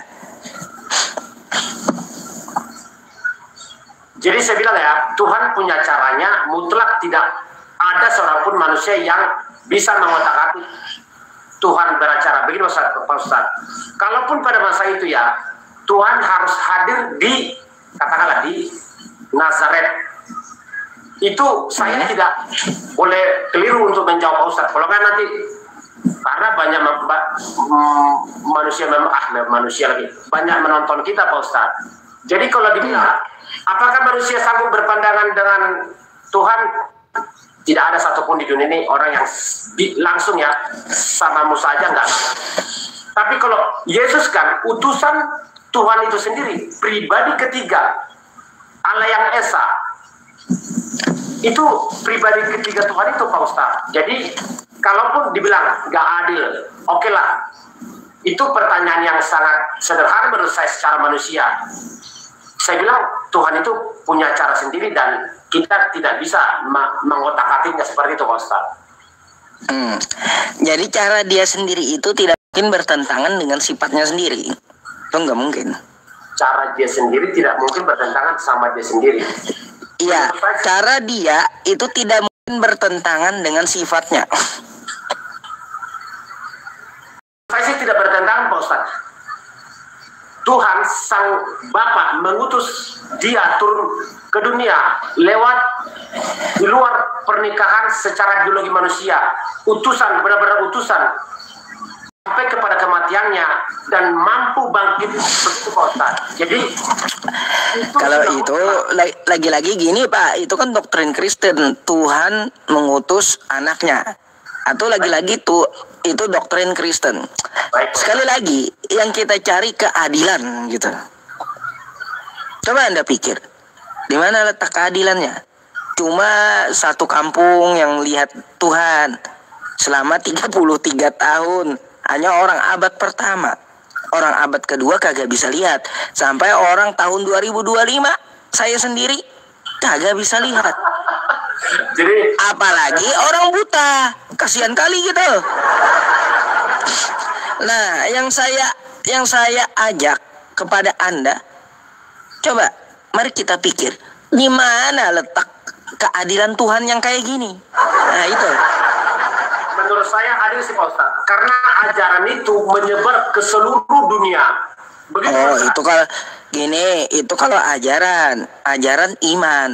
Ya, kita nggak bicara ajaran atau iman, keadilan, sifat Tuhan yang kita bicarakan. Haruskah Tuhan itu menunggu sampai sekarang di dunia Pak Ustaz? Seharusnya kalaunya dia adil, dia menunjukkan dirinya kepada manusia, maka seluruh manusia harus lihat dia. Itu baru adil. Sampai masa sekarang begitu Pak Ustaz? Iya, sampai kiamat nanti. Pertanyaan itu silakan sama Tuhan saja langsung Pak Ustaz. Karena yang bagian dari manusia, baiklah mungkin saya harus menjawab secara manusia. Tapi kalau Artinya gini Pak, artinya kan di dalam doktrin kekristenan nggak bisa menjawab ini. Karena apa? Kata Anda sampai Anda kembalikan kepada Tuhan, tanya sama Tuhan aja kalau kayak gitu. tapi Pak Karena memang nggak ini Pak, nggak ada sifat adilnya. Lalu gini aja, saya ajak bentar Bapak, saya ajak Anda untuk mikir bagaimana Tuhan yang adil. Pak Ustaz itu pintar ya supaya semuanya menarik dan Pak Coba, Ustaz, mari kita pikirkan caranya seperti apa supaya Tuhan itu maha adil kepada seluruh manusia. Tuhan yang kayak gimana menurut Anda? menurut saya sih adil Pak Ustaz ya. Adilnya kenapa? Kematian salah satu bukan hal yang biasa. Menurut saya adil. Kematian itu sangat adil menurut saya. Nggak ada lagi di atas itu Pak Ustaz menurut saya. Bagi orang yang percaya itu Pak Ustaz. Bukan masalah kematian atau hal lainnya. Sifat dari Tuhan ini, biar dia bisa disebut adil, itu Tuhan seperti apa menurut Anda? Kalau Yesus udah gagal, nggak bisa kita sebut adil. Gugur klaim Anda tadi Yesus dikatakan maha adil. Karena dia nggak bisa adil kepada seluruh manusia. Jika dia menampakkan dirinya kepada manusia, maka dari zaman Nabi Adam sampai kiamat nanti, itu semua manusia harus lihat dia. Itu baru adil. Nah, Yesus di abad pertama saja, itu artinya dia tidak adil. Jadi secara ketuhanan gugur gitu. Yesus ini layak disebut Tuhan gugur gitu. Lalu bagaimana? Tuhan yang adil menurut Anda seperti apa? Saya harus menjawab dalam apa ya? Dalam perspektif apa ya Pak Ustaz ya? Karena kalau Sifat Tuhan dalam Kristen menurut Anda yang adil kayak gimana? sifat Tuhan di dalam kekristenan menurut saya sih sangat adil Pak. Karena apa? Hukum kasih ada Pak. Di kami itu ada hukum kasih Pak. Kalau itu iman, namanya apa? Hukum kasih. Itu kan doktrin keimanan dari Kristen. Bukan Gitu. bukan keimanan itu bersumber dari Tuhan itu sendiri Pak Ustaz? Ya semua kayak gitu Pak. Ya Hindu, Buddha juga seperti itu, Islam juga seperti itu kalau namanya iman. Tapi yang kita bahas sifat Tuhan yang adil itu seperti apa gitu. Saya menjawab Pak Ustaz, saya berpendapat cukup adil. Tapi kalau untuk apa ya? Karena pendapat saya kalau boleh saya kasih pandangan, boleh nggak Pak? Boleh Pak Ustadz. Jadi Pak, ya menurut saya Tuhan yang adil itu Tuhan yang tidak pernah kelihatan. Sejak zaman Nabi Adam sampai kiamat nanti, dia tidak kelihatan dengan mata. Kalau ada Tuhan nongol, pasti kagak adil ini Tuhan. Jadi Tuhan yang adil itu sejak zaman Nabi Adam sampai hari kiamat nanti, dia tidak kelihatan dengan mata. Kagak usah kita yang bisa lihat. Dia juga adil terhadap orang buta, karena dia nggak nongol gitu. Nggak ada bedanya buta atau tidak, sama-sama nggak bisa lihat Tuhan. Baik. Nah ini Tuhan yang adil. Jadi kalau ada Tuhannya dibentuk simbol, dibikin patung, ada yang turun ke bumi, ini pasti nggak adil Tuhannya. Pasti nggak adil. Tuhannya digambarkan dengan patung, Tuhannya dilukis ya dengan karikatur, Tuhannya dipoto, atau Tuhannya langsung nongol. Ini Tuhan yang nggak adil, nggak layak disebut Tuhan, karena nggak ada adilnya dia. Tuhan yang adil itu yang tidak kelihatan sejak zaman Nabi Adam sampai kiamat nanti. Makanya ya Pak ya, kata Nabi Musa ya, coba Anda buka di Keluaran 33 nomor 20. Lagi firman-Nya, kata Tuhan Nabi Musa, engkau tidak tahan memandang wajahku. Betul. Kalau kamu memandang wajahku, maka kamu akan mati. Itu kata Tuhan Nabi Musa. Nggak bisa kelihatan Tuhan Nabi Musa. Habis itu ya kata Yesus di Yohanes 5 nomor 37. Bapa yang mengutus aku, dia yang bersaksi tentang aku. Kamu tidak akan dapat melihat rupanya. Betul. Suaranya pun tidak dapat kau dengar. Rupa Tuhan, kata Yesus, tidak dapat dilihat. Dalam Islam juga kayak gitu Pak. Quran surah Al-An'am ayat 103. La tudrikuhul absar. Allah Subhanahu wa taala tidak dapat dilihat dengan mata. Gitu. Jadi yang namanya Tuhannya para nabi tidak kelihatan. Itu dulu dicatat.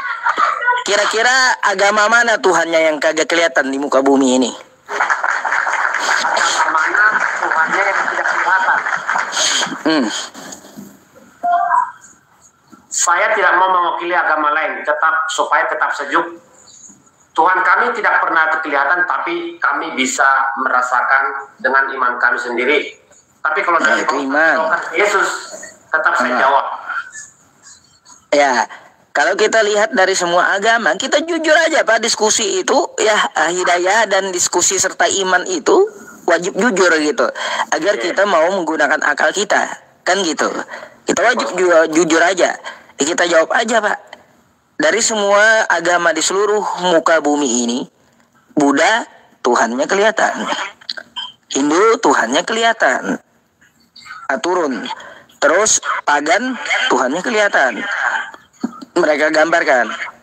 Terus Kristen ya Tuhannya juga kelihatan.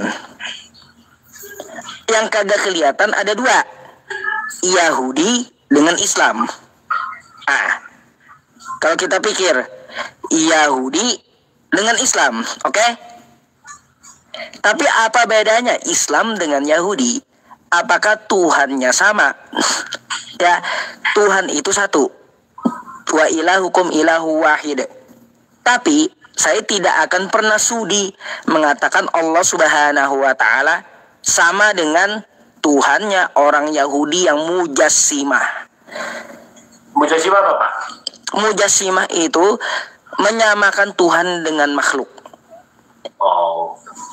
Dia bilang Tuhan berjalan-jalan di kota, enggak. Kan ada tuh di kitab Yahudi Tuhan berjalan-jalan di kota. Enggak kayak gitu. Allah enggak perlu jalan-jalan di kota. Saya nggak sudi mengatakan Allah Subhanahu wa Ta'ala sama kayak Tuhan mereka jalan-jalan di kota. Kalau mereka mau menyamakan dengan Tuhan saya, silakan. Itu urusan orang Yahudi. Tetapi kalau saya punya ayat, Pak. Apa ayatnya? Walam yakullahu kufuwan ahad. Tidak ada yang setara dengan Allah Subhanahu wa Ta'ala. Gitu. Jadi satu-satunya yang konsisten Tuhannya bukan mujassimah, adalah Tuhannya umat Islam. Gitu. Tapi ada apa ya, teman saya orang Timur Tengah ya, orang Arab. Saya pernah sih bertanya. Ada. Semua terjadi secara itu histori itu ada. Bahkan dari mulai kecil kelahiran sampai jelas ya. Jadi kalaulah Tuhan itu, Yesus Kristus itu bukan utusan Tuhan, kok bisa umat manusia miliaran untuk apa ya, secara ya logika berpikir, logos, untuk secara logika ya. Ini kan kita berbicara tentang keimanan, Pak. Iya, sampai miliaran manusia untuk menempatkan dirinya untuk tunduk dan taat kepada ajaran Kristus itu. Oh, jadi gini, Pak. Ini lagi-lagi kalau kita lihat cara penyebarannya. Cara penyebarannya, satu, didanai dengan kuat. Dua, penyebarannya dengan kosakata yang manis dan menarik. Di Kristen nggak perlu ya begini begitu. Yang penting percaya Yesus udah menyelamatkan, dosa ditebus. Kata orang nggak perlu ngapa-ngapain, yang penting percaya Yesus gitu. Percaya Yesus, dosa ditebus. Udah kan enak kali gitu doktrinnya. Kan kayak gitu. Itu salah. Itu kalau menurut saya, kalau kita lihat dari ini, Pak, dari cara jalannya.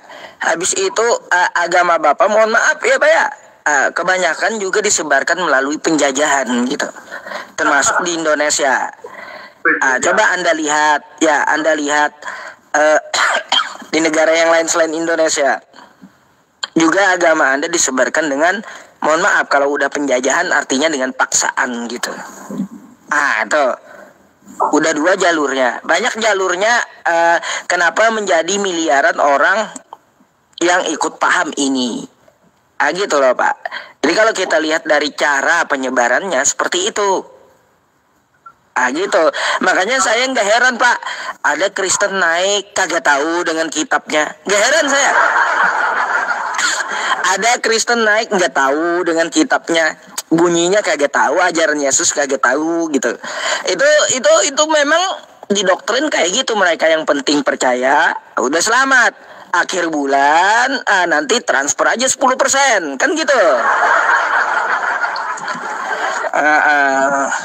Gitu loh, Pak. Bukannya mengada-ngada ya. Ini yang saya baca gitu. Tapi kalau tanggapan Anda lain silakan.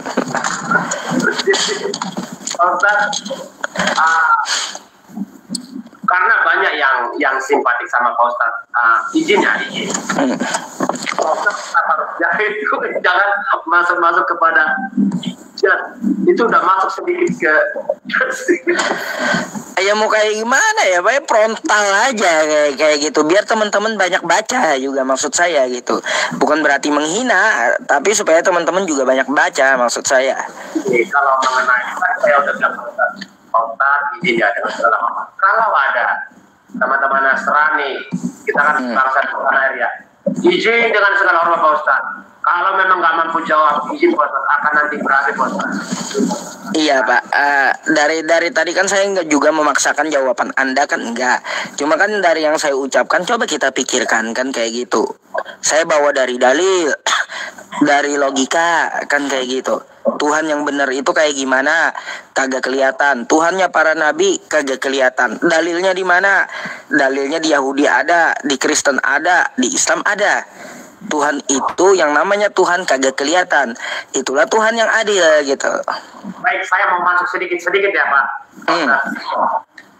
Di dalam hukum perjanjian lama kitab Yahudi, kalau anak Abraham ada dua, Ismail dan Ishak, Pak. Izin Pak Ustadz ya, kita ini belajar. Kalaupun saya mungkin pendapat saya kurang pas atau jangan izin ya penonton semua. Silakan Pak. Sangat saya hormati, tetap harus menunjukkan buat kita semua.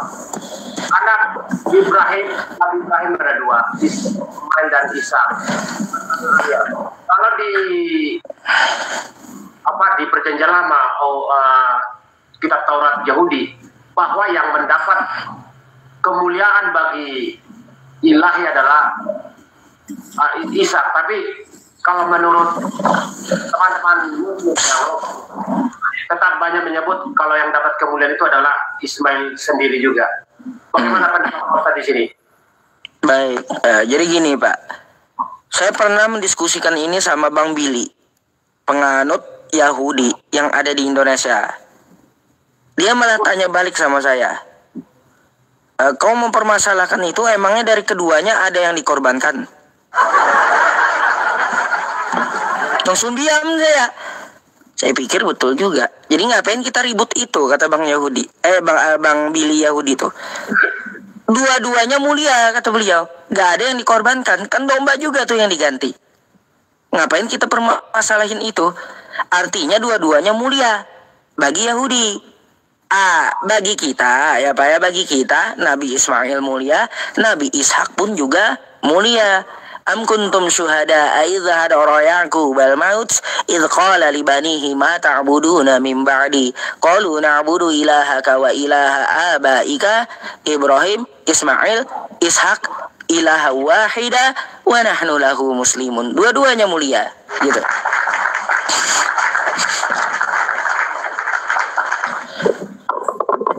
Itu saya terkejut, serius Pak. Serius saya Pak Haryanto, terkejut saya Bang Billy ngomong kayak gitu sama saya.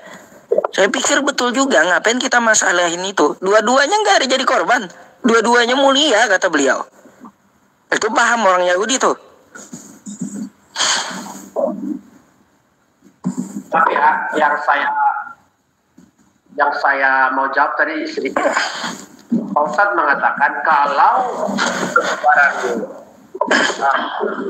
kepercayaan umat Kristen, ajaran Kristus gitu ya, semua berujung pada dengan cara penjajahan. Tapi di Sumatera Pak, bukan menjajah Pak, asli misionaris Pak. Mungkin yang Pak pelajari mungkin ada ya, tapi yang saya mau jawab tidak. Ya kalau yang kayak gitu misionaris juga ada Pak. Itu nggak heran saya. Aku udah tahu dari dulu kalau untuk masalah itu. Udah tahu. Cuma kan setidaknya kan saya diskusi dengan Pak Haryanto.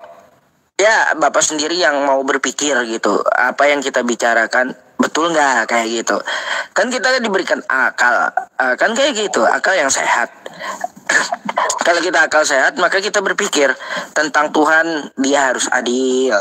Gak boleh dia nggak adil. Kan kayak gitu.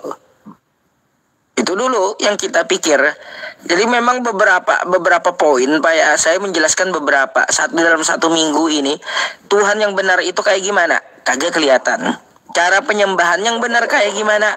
Sujud seperti yang dilakukan oleh para nabi gitu. Gitu. Jadi saya agak heran aja Pak ya. Nabi Abraham Tuhannya kagak kelihatan di zaman Abraham. Kalau Tuhan kelihatan di zaman Abraham, maka manusia akan mati. Kan gitu.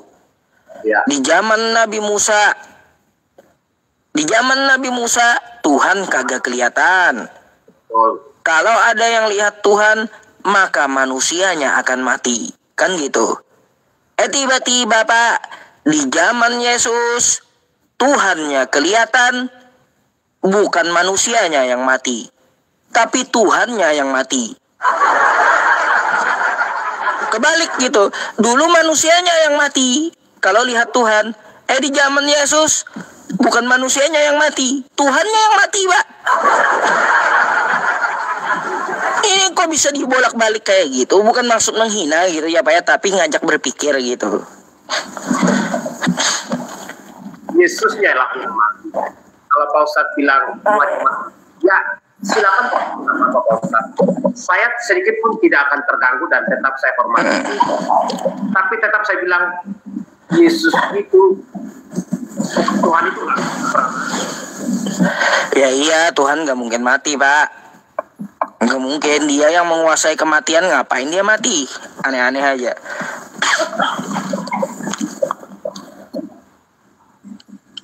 Kan gitu ya. Kira-kira ada nggak yang Anda pertanyakan tentang Islam? Apapun tentang Islam buat mengedukasi juga teman-teman Kristen dan Islam yang di bawah gitu. Terus mungkin ada unek-unek tentang Islam yang Anda perlu pertanyakan. Nggak perlu takut, Pak. Nggak perlu takut. Saya jamin nggak akan ada yang geruduk Anda. Itu nggak mungkin. perihal takut itu kalau salah, Pak. Iya. Kalau kita bertanya itu bukan salah gitu. Di situlah yang harus dijaga. Kadang orang nggak paham tapi dipaksakan untuk bertanya dan akhirnya pertanyaannya pun nggak terjawab, dia pun nggak bertanggung jawab. Tapi saya ada di sini tidak mau seperti itu, Pak. Kira-kira sebarat banyak mau ditanya. Setiap kali saya turun dari live-nya Pak Ustadz, ya banyak juga.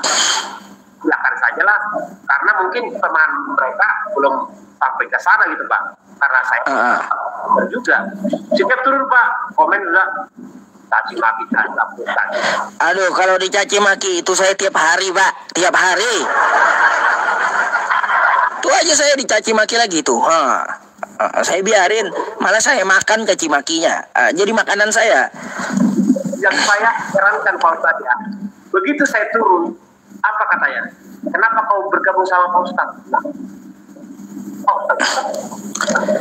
kenapa harus kayak gitu?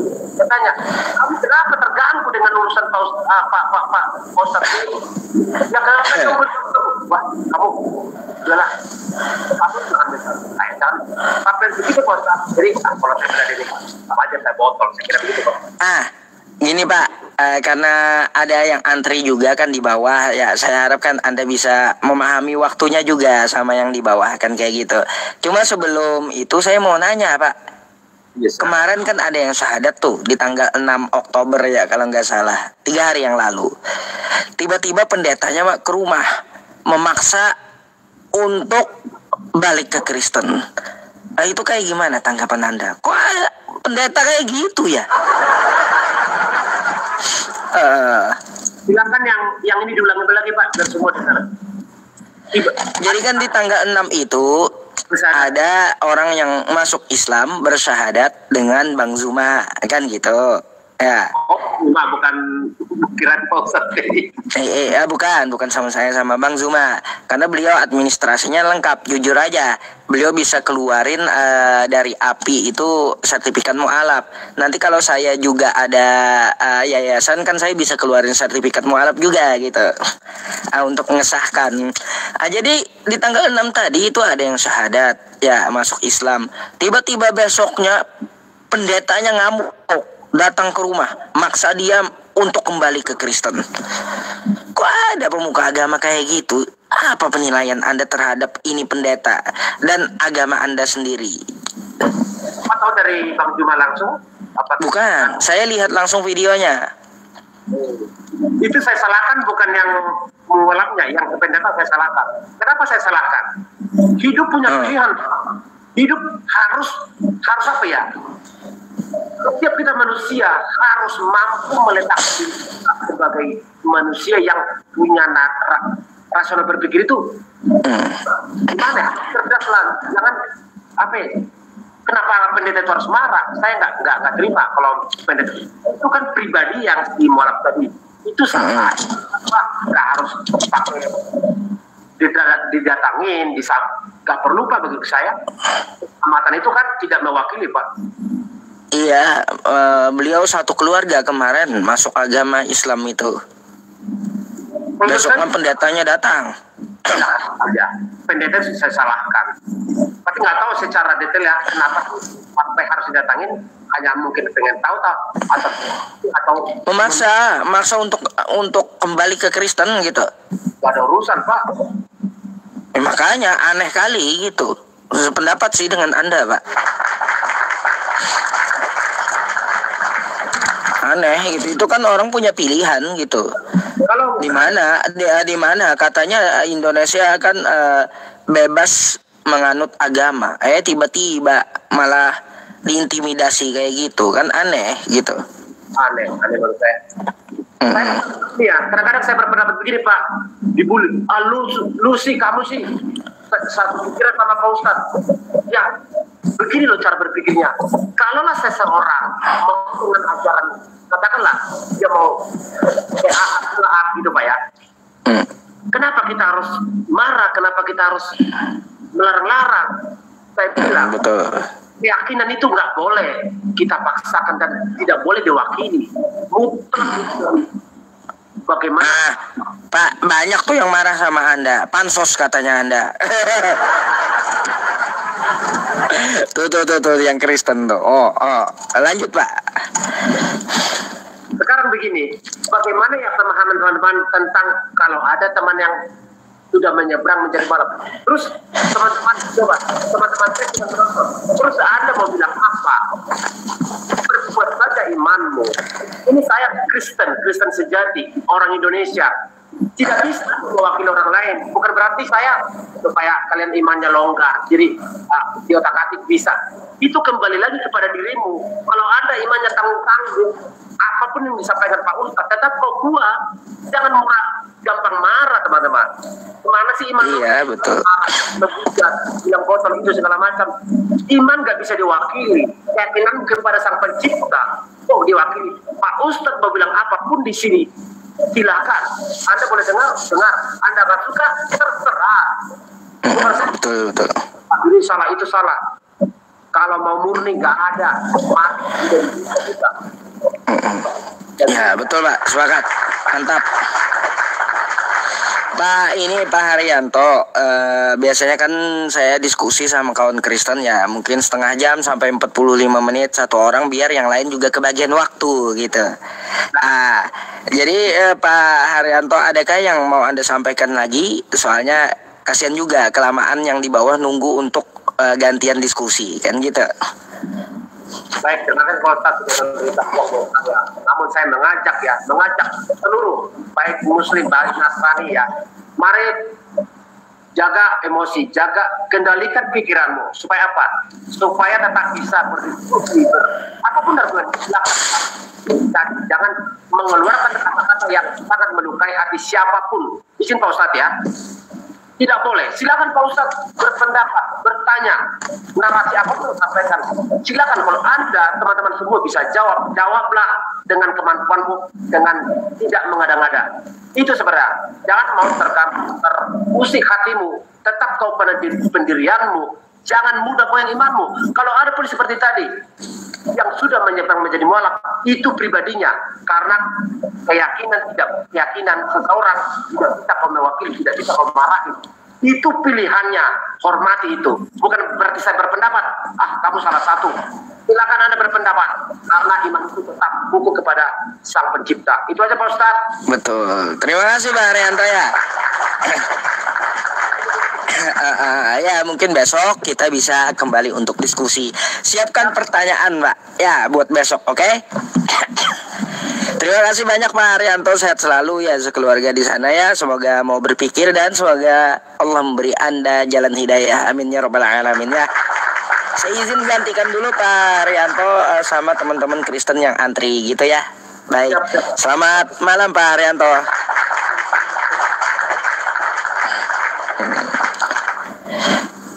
Gitu ya teman-teman. Beliau datang dengan adab, dengan baik, tanya baik, orangnya baik. Padahal Kristen. Saya turunin dengan adab. Kayak gitu, ngomong dengan adab. Kan kayak gitu. Kalau dia datang memakai adab. Tapi kalau datangnya biadab, bahaya. Saya pun bisa lebih kenceng gitu kayak Mikana tadi ya.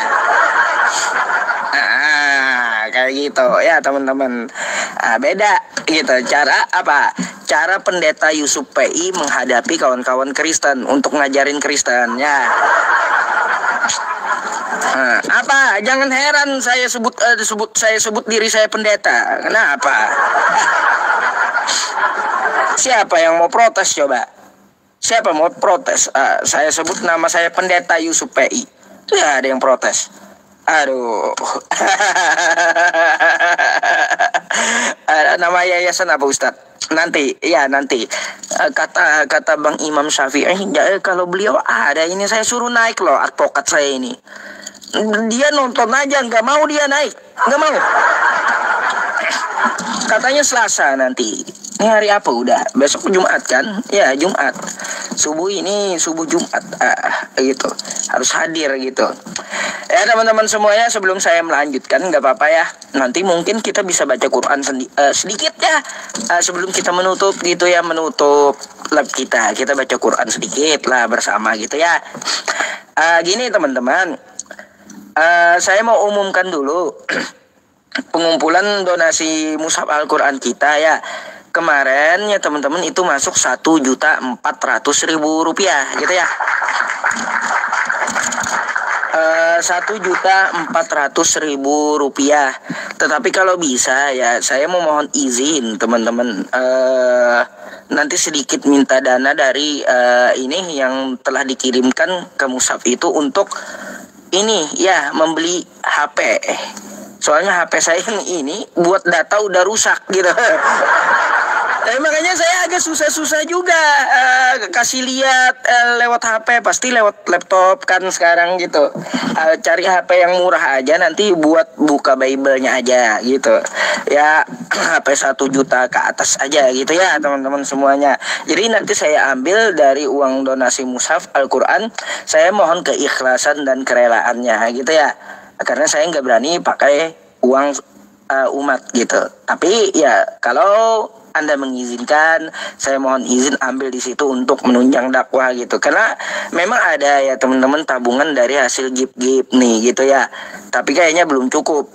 Belum cukup. Karena kan saya juga perlu ibadah, bayar ini, perlu itu kan. Nah, jadi dari uang gip itu saya bayarkan ke WiFi, ke listrik, macam-macam gitu. Makanya saya nanti ambilin sedikit insya Allah gitu ya teman-teman. Terima kasih banyak ya, boleh ya.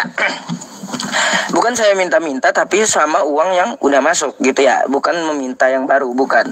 Tapi kalau teman-teman ya ingin berdonasi, boleh, masih pakai bank BCA gitu.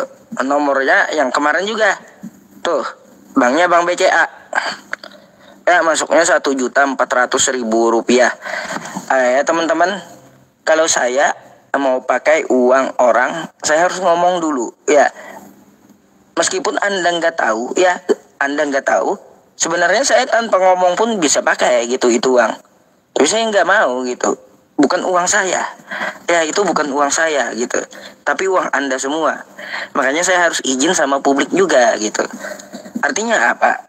100 rupiah pun ya kalau saya pakai itu ada pertanggungjawabannya teman-teman. Bahaya gitu. Kalau saya Kalau saya diam-diam gitu ya. Diam-diam lalu saya gelapkan itu duit. Wah, awas kau nanti ya. Pengadilan Allah ya itu adil gitu.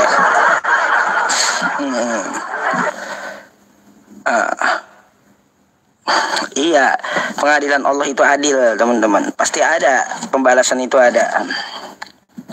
Oh, yang di YouTube nih teman yang di YouTube, nomor rekeningnya aja langsung ya kalau mau kirim ke situ.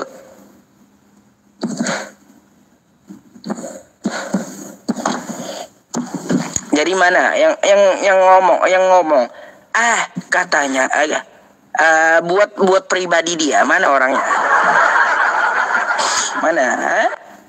Mana ayo. Gak kayak gitu cara mengelola uang umat ya. Enggak kayak gitu. Jangan setelah orang transfer itu lalu merasa milik sendiri. Kacau dah itu ya. Naikin lagi yang lain nih.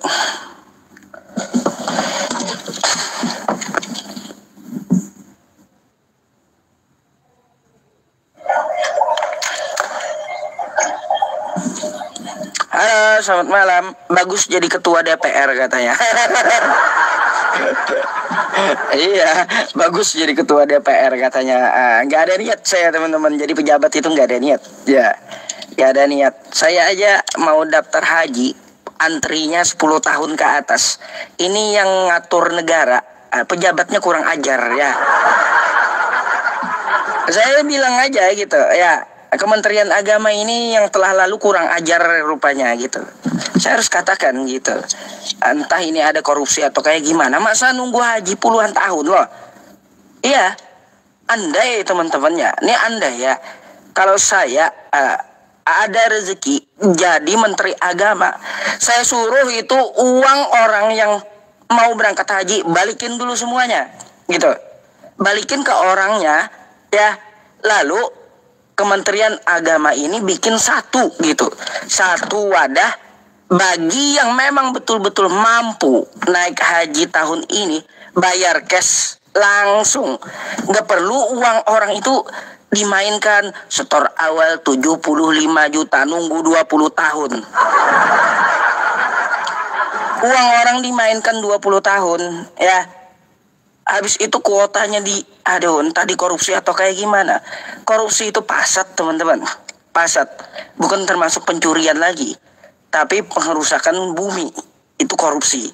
Kalaunya pencurian itu teman-teman, Al-Maidah 38, wasariqu wasariqatu faqata'u aydiyahuma. Laki-laki atau perempuan yang mencuri potong kedua tangannya. Mencuri itu bukan korupsi. Ingat, beda. Mencuri itu merugikan satu orang. Ya, itu namanya mencuri. Itu masalah mencuri hukumnya masih syariah Islam, potong gitu tangannya. Wasariqah. Itu mencuri. Tapi kalau korupsi itu udah termasuk pasat. Pasat itu merusak ke bumi, teman-teman. Yang bikin pengerusakan di muka bumi. Itu kayak gimana hukumnya? Innama jazaa'ul ladzina yuharibunallaha wa rasulah wa yas'auna fil ardi fasadan. Tuh ya, ingat. Apa hukumannya? Ayyuqattalu. Korupsi itu harus dihukum mati tuh. Ya. Rusak sama ibadah orang main-main kayak gimana? Orang bayar, ibadah orang main-main, dimainkan oleh negara gitu. Dia bukan negara sih, Kementerian Agama. Saya langsung aja belak-belakan. Mau apa kalian, ha? Mau panggil saya datangin. Siapa Menteri Agamanya sekarang? Iya, masuk pasat. Jadi hukumannya ayyuqattalu ya, Al-Maidah 32. Dihukum mati yang korupsi.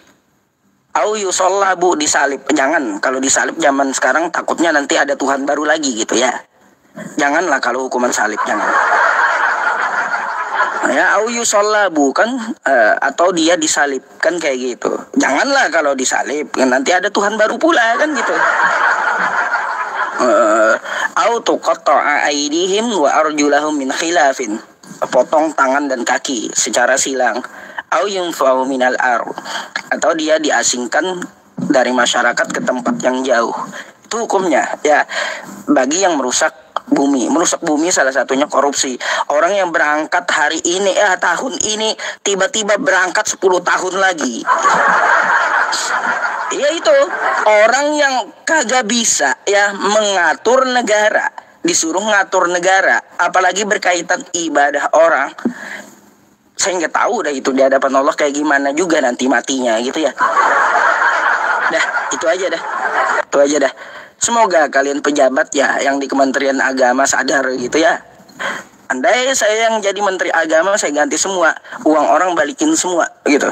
Saya bikin wadah satu seluruh Indonesia. Kalau Anda betul-betul mampu, ya mendaftar harus di tempat saya aja. Nggak lagi lewat travel itu. Travel itu umroh aja, nggak haji gitu. Nah, gitu. Balikin semua dulu duit orang. Jangan dimainin gitu.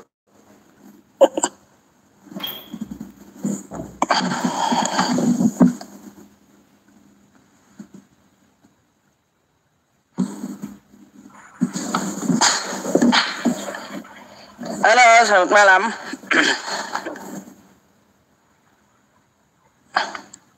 Halo, selamat malam.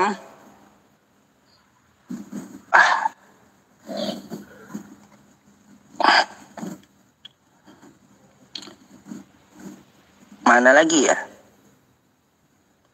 Manzri Raino, baik.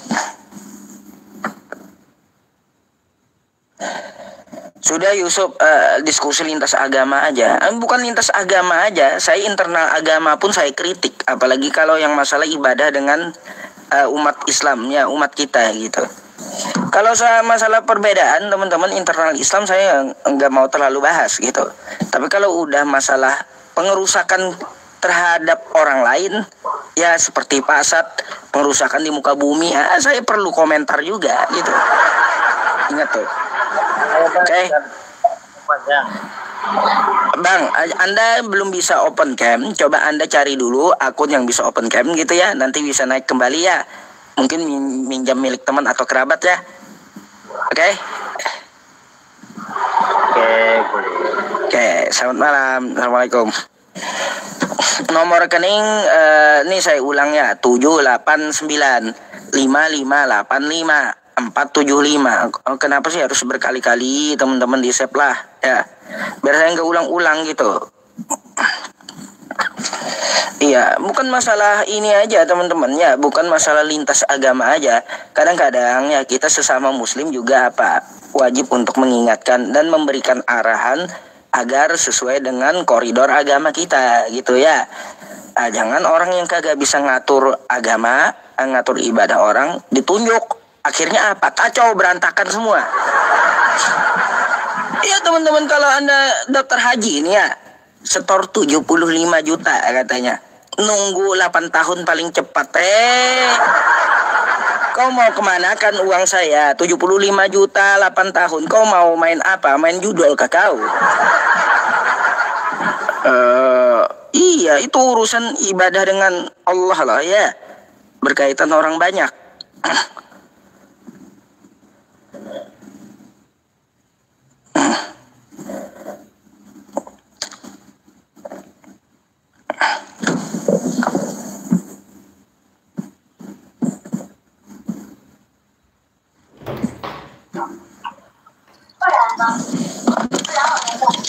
Halo, selamat malam.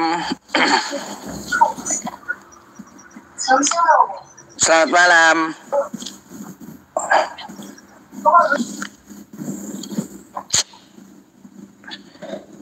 Naik tapi enggak ngomong.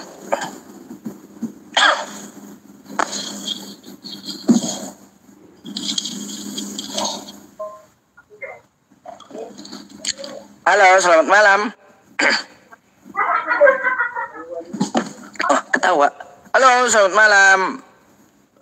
Manusia keju selanjutnya. Iya, manusia keju ya. Ada manusia keju.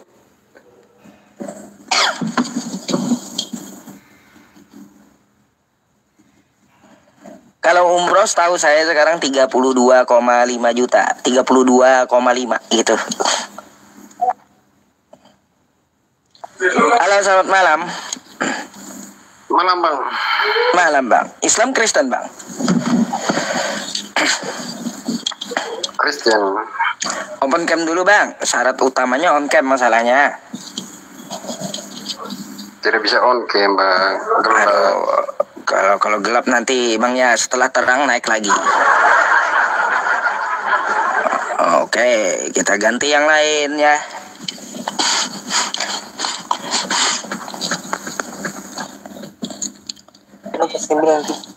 Ya. Halo, selamat malam.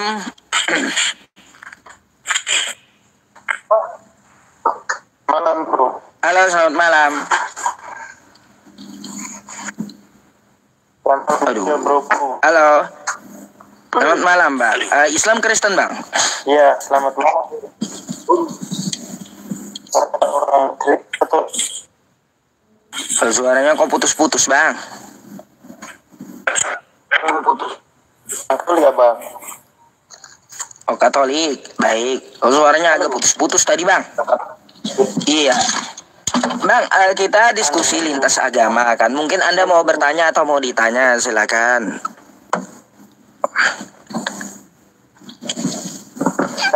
Bang, bisa nggak kameranya jangan di situ, Bang, silau. Coba dia letakin di depan aja kayak saya kayak gitu. Nah, kayak gitu. Silakan kalau mau nanya, silakan. Saya menanya ini, Pak Ustadz. Kenapa Pak Ustadz bisa menikah? Waduh. Pertanyaan makin aneh. Teman-teman, kenapa bisa menikah, teman-teman? Aduh. Kayak gini bang ya. Sebelum kayak gini aja deh biar Anda mikir. Katanya sebelum Islam muncul Kristen duluan kan gitu. Betul? Katolik duluan, betul? Ini itu pertanyaan tadi bang. Kenapa Pak Ustadz menikah? Gini ya, sebelum Islam nongol, Katolik lebih duluan ada. Nah di Katolik kan orang sudah pada nikah tuh. Nah, kenapa itu? Gara-garanya apa kira-kira tuh? Lebih baik abang yang sendiri yang jawab kalau pertanyaannya itu. Ya kan kalau Islam katanya lebih belakangan kan kayak gitu. Katolik lebih duluan. Ah, kenapa tuh orang zaman dulu waktu dia Katolik tuh ya dia menikah? Kenapa tuh? Begini ya bang. Saya bertanya tadi. Saya kembali ke pertanyaan tadi bang. Saya yang bertanya ini. Yaudah. Saya jawab pakai ini ya, pakai dalil ya. Nih, pusing juga ya teman-teman ya. Udah, saya ini dulu dah. Al-Quran surah An-Nisa aja ya. Ayat pertama nih ya. Qala Allah Ta'ala, a'udzu billahi minasyaitonir rajim. Nih. Ya ayyuhan nasu taqu rabbakumul ladzi khalaqakum min nafsin wahidah. Min nafsin wahidatin wa khalaqa minha zawjaha wa batha minhuma rijalan katsira. Oke? Nih, wa bassa minhuma rijalan katsiran wa nisaa wattaqullaha alladzi tasaaluna bihi wal arham innallaha kana 'alaikum raqiba. Wahai manusia, bertakwalah kepada Tuhanmu yang telah menciptakanmu dari diri yang satu dan Dia menciptakan pasangannya ya. Dari keduanya lah Allah mengembang biakkan laki-laki dan perempuan yang banyak. Bertakwalah kepada Allah dengan namanya ya, kamu saling meminta dan peliharalah hubungan silaturahim kekeluargaan. Sesungguhnya Allah selalu menjaga dan mengawasimu. Oke? Kenapa saya menikah? Karena saya adalah makhluk Allah yang ditetapkan mempunyai pasangan. Oke? Dah, saya jawab pakai Quran. Nah, ada lagi pertanyaan satu lagi bang, sesuai dengan apa lagi? Iya. Boleh saya tanya balik nggak? Tanya balik, saya tidak terjawab bang. Saya ini kurang tidak tahu apa ini. Oh, nggak apa-apa. Anda tanya dulu lah, silakan. Perbedaan antara kawin sama berzina menurut agama abang? Oh, kawin sama zina menurut agama saya. Bagus juga sih pertanyaan Anda bang. Anda nih yang nanyain saya apa beda zina dengan menikah gitu ya? Siapa bang? Baik bang. Kalau ngerokoknya jangan kelihatan di layar ya bang ya. Karena pelanggaran. Zina itu haram karena tertera di dalam Quran surah Al-Isra ayat 32. Wala taqrabuz zina innahu kana fahisyah wa sa'a sabila. Jangan kamu mendekati zina. Tuh ya. Di situ nggak boleh. Lalu apa bedanya zina dengan nikah? Nikah dengan zina itu beda. Bedanya ada di rukunnya bang. Rukun nikah ada 5. Rukun zina kagak ada ya. Itu bedanya ya, membedakan haram dengan halal. Rukun nikah itu ada 5, rukun zina kagak ada. Apa aja rukun nikah? Ada laki-laki, ada perempuan, ada 2 orang saksi, terus ada wali, ada sigot, akad dan mahar maksudnya. Kalau zina nggak ada akad dan mahar, nggak perlu. Itu bedanya. Kalau nikah ada rukunnya, kalau zina nggak ada rukunnya, gitu bang. Jadi apa juga perbedaannya nikah dengan zina? Kalau nikah itu kita teratur sesuai aturan Tuhan, kan kayak gitu, sesuai syariat. Kalau zina ya sama kita 11-12 dengan binatang, dengan hewan gitu. Coba lihat hewan tuh, ada nikah nggak? Gak ada, langsung aja dia berkembang biak. Sama orang zina kayak gitu juga. Gak ada, langsung aja kan kayak gitu dia. Gak ada yang masalah rukunnya. Ada akad, ada mahar, ada wali, ada saksi. Itulah membedakan ya kita dengan hewan. Itulah juga yang membedakan nikah dengan zina. Oke? Lalu begini bang, ada lagi pertanyaan satu lagi. Ada lagi, silakan. Untuk edukasi kita bersama juga nih. Apakah bagaimana dengan orang itu menikah secara adat? Maksudnya menikah secara adat? Ya. Gini bang, kalau adat tidak bertentangan dengan syariat Islam, silakan. Sah-sah aja, boleh aja diikuti. Tapi kalau adat itu bertentangan dengan syariat Islam, maka ditinggalkan gitu. Dari pandangan agama itu tidak sah, tapi dari pandangan adat itu sah, kan kayak gitu.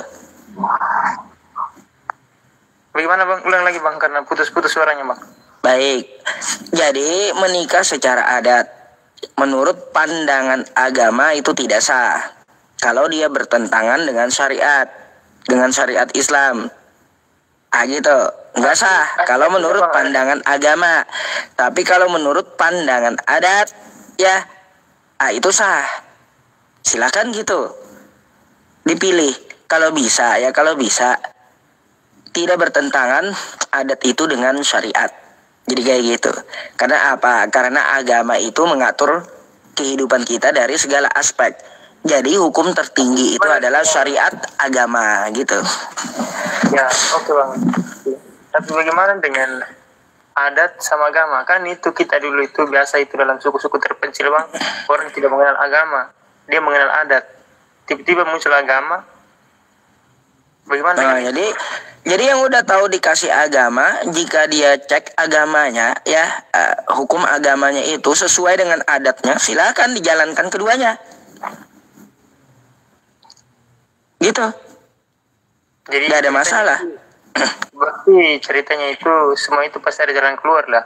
Ya ada jalan keluar, tapi yang diutarakan yang paling tinggi hukumnya itu syariat agama. Jika syariat agama ya adatnya bertentangan dengan syariat agama, maka tinggalkan adatnya, ikuti syariatnya gitu. Baru begini kita yang maksudnya orang yang biasa begini. Iya, karena adat itu kan keyakinan lokal, nggak sama dengan agama bang. Agama itu global, oke? Ya, terima kasih ya bang penjelasannya. Gitu, bagus bang. Ya nanya kayak gitu, banyakin juga ya. Coba kalau anda tanya dengan Edis gitu, pasti pletut gitu ya Edis jelasinnya. Kalau Des, lebih mungkin saya gini, coba Anda tanya Edis ya. Des, kenapa di Kristen boleh menikah sesama lelaki? Des, di mana Yesus ngajarin nikah pletut itu Edis. Pusing dia jawab. Coba aja tes. Karena nggak ada aturan di Kristen. Iya, sebenarnya tidak ada aturan, tapi itu cuma ada oknum-oknum saja bang.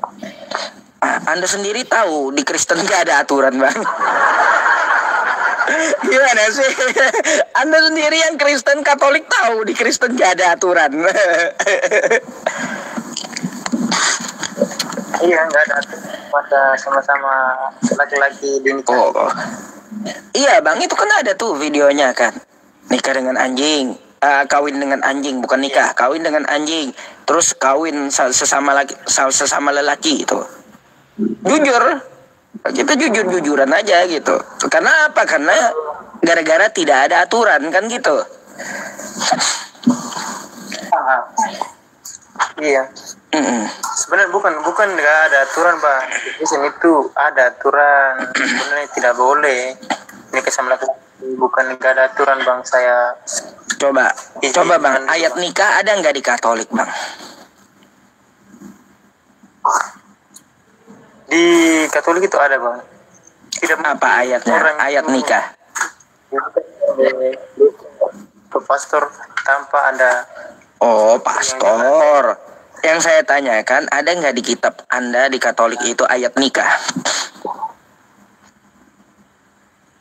Maksudnya ayat nikah kayak Islam bagaimana? Abang perjelaskan dulu.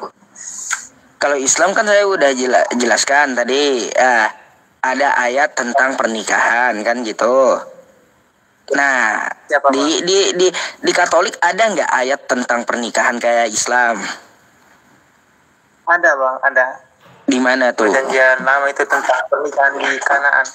Waduh, itu perjanjian lama bang. Perjanjian barunya di mana tentang pernikahan gitu? Ada nggak Yesus ngajarin nikah? Kita agama itu kita itu tidak boleh berpatokan pada perjanjian baru atau perjanjian lama. Kita itu antara perjanjian baru dan perjanjian lama itu kita pahami, karena dari perjanjian lama itu bisa menciptakan perjanjian baru. Masalahnya gini bang, abang tahu nggak perjanjian lama itu bukan kitab Katolik, tapi kitab Yahudi. Itu kan perjalanan kisah Yesus Kristus. Oh, nggak ada hubungannya dengan Yesus bang, masalahnya. Itu mungkin abang nggak tahu gitu, nggak tahu. Itu saya kasih contoh bang. Saya kasih contoh begini abang. Cara lingkungan ini. Kayak gimana? Mungkin ada contoh tidak mungkin ada sebuah bangunan tanpa ada tanah. Bagaimana abang mengerti itu? Kayak gini, langsung to the point aja. Apa hubungannya perjanjian lama dengan Katolik itu?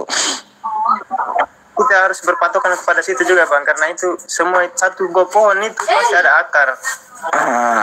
Masalahnya gini bang, ya. Kita pada pohon sama buahnya tanpa kita percaya pada akarnya. Baik, masalahnya gini, perjanjian lama itu kitab Yahudi yang diambil oleh pihak Katolik atau kekristenan. Gak ada hak sebenarnya Kristen memakai kitab itu, karena itu adalah hukum yang digunakan untuk adat Yahudi, bukan untuk Kristen gitu. Saya potong dulu bang. Abang bilang tadi itu kita yang ambil dari kitab Yahudi. Abang tunjukkan dalilnya. Oke, jadi gini bang, ya. Anda mengambil dari kitab Yahudi. Dalilnya supaya kita percaya tuh bang sama-sama. Bentar, ini saya bukakan. Siapa bang? Kalau tidak sesuai baru saya lagi kasih penjelasan ulang lagi bang. Kalau saya bisa, karena saya bukan orang teologi bang. Saya beragama. Oke, ini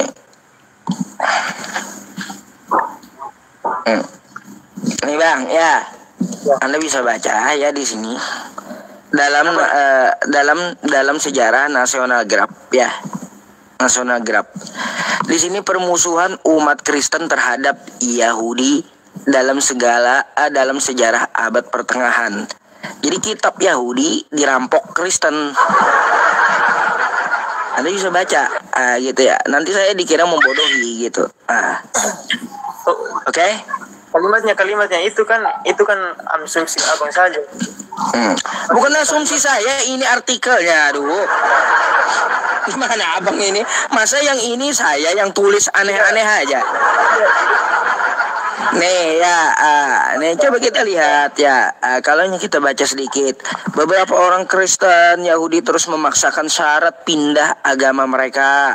Oh tuh dipaksa Kristen dalam surat-surat Paulus dan kisah para rasul. Pemaksaan oleh Kristen tuh ya. Terus kita menemukan permintaan maaf yang luas, yaitu penjelasan mengapa orang Kristen non-Yahudi tidak harus menjadi Yahudi lebih dulu. Tuh, banyak argumen yang membandingkan gerakan baru melawan Yudaisme. Saya sudah mengerti apa. Gitu bang. Jadi di abad pertengahan, bentar bang, saya sampaikan dulu sama abang. Jadi di abad pertengahan Kristen itu merampok kitab Yahudi, gitu. Tapi penjelasannya bukan begitu abang. Jalan ceritanya bukan begitu. Coba anda bawakan data sama saya. Kalau jalan ceritanya bukan kayak gitu, coba. Kita pernah dijelaskan di Mas di gereja, tapi wah, penjelasan gereja. Bang, yang saya minta penjelasan dari sejarah atau kitab Anda. Kalau penjelasan gereja suka-suka dia. Aduh, kalau penjelasan gereja nggak usah dibawa sama saya, Bang. Karena saya nggak percaya penjelasan dari gereja. Dia selalu bertentangan dengan sejarah dan isi kitab masalahnya. Ini Bang. Abang tadi bilang penjelasan gereja itu suka-suka dia. Kita itu di gereja itu pengkhotbahan, Bang. Namanya pengkhotbahan itu apa yang bicarakan dalam pengkhotbahan itu bergantung pada ayat-ayat Alkitab, Bang. Oh, bergantung. Baik, kalau gitu saya tanya satu aja, Bang. Saya udah ngerti. Tuh ada tuh berapa kali dia tulis di bawah. Ada nggak aturan nikah ya atau larangan menikah dengan ibu kandung di kitab Anda? Menikah dengan ibu kandung, Bang. Larangan menikah dengan ibu kandung. Topik pembahasannya di mana? Pertanyaan di mana, Bang? Di bawah tuh. Saya langsung lemparkan aja pertanyaannya sama Anda. Ada nggak larangan di Katolik menikah dengan ibu kandung? Kalau bukan cuma di Katolik ya, Bang, secara garis besar saja ini memang dilarang. Kenapa ibu kandung kita saja kita menikahi? Nah, itu ayatnya di mana? Itu ayatnya di mana? Ada nggak kitab Anda atau Katolik punya ayat gitu? Bukan dilarang menikah dengan ibu kandung di Katolik. Ada larang. Ya di mana? Coba silakan. Ya. Kasih penjelasan dulu, Bang. Sebenarnya bentar, Anda kasih ayat dulu biar saya bisa baca ayatnya, baru Anda kasih penjelasannya. Masa Anda kasih penjelasan tapi ayat nggak ada, aneh. Ada. Begini ya, Bang. Begini ya, Bang. Sebenarnya pertanyaan yang pertanyaan lemparkan ke saya itu pertanyaan yang tidak ada poinnya, Bang. Bukan tidak ada poinnya, karena memang nggak ada aturannya dalam Katolik. Gimana sih? Kan kerepotan Anda. Udah Anda bilang nggak ada aturannya. Bentar. Anda harus mengerti dulu yang saya sampaikan. Di situ ya pertanyaannya, ada nggak larangan menikahi ibu kandung dalam kekatolikan? Ada, Bang. Mana ayatnya? Nah itu. Sama 5 perintah gereja sama 10 perintah Allah. Ayatnya, Bang, ayat. Maksudnya di kitab Anda ada nggak larangannya? Itu larangannya itu seperti kayak mungkin kebetulan di Muslim juga ada, Bang. Ayatnya. Nanti dulu ke Muslim kita bahas di Katolik. Kalau di Muslim ada larangannya menikahi ibu kandung, nggak boleh. Dalam Quran surah An-Nisa. Ada nggak di dalam Katolik larangan menikahi ibu kandung? Ada, Bang, ada. Di mana itu tertulisnya? Tunggu, sambil kita dulu. Silakan.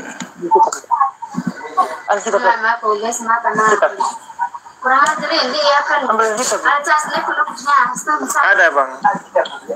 Ya saya minta ayatnya dulu, baru penjelasan Anda. Atau abang buka saja di situ? Sebutin, silakan saya bukain. Tunggu saya. Ini apa ke belakang? Tunggu abang. Saya tidak kabur abang, saya jangan kabur. Kita ini berdebat sambil kita ambil ilmunya, ambil positifnya juga bang. Sama-sama. Kemungkinan besar ini kan saya kan kurang-kurang tahu lah. Kemungkinan besar juga nanti apa yang abang jelaskan ya bisa menjadikan sebuah kita juga.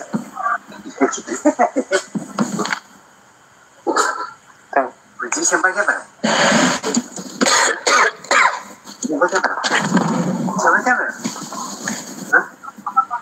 Kau buka Imam 18. Tunggu dulu bang. Saya buka dulu Alkitab.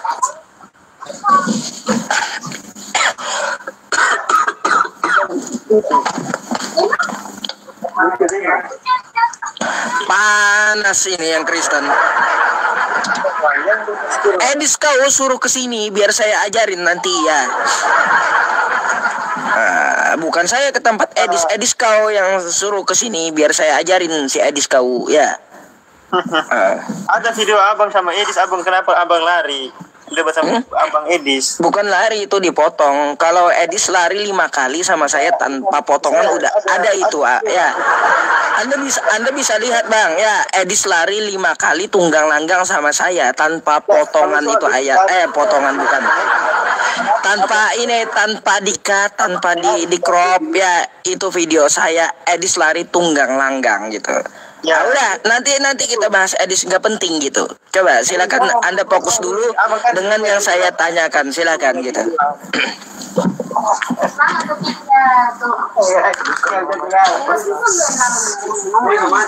Perjanjian lama bukan perjanjian baru. Perjanjian lama. Oh iya perjanjian lama. 15.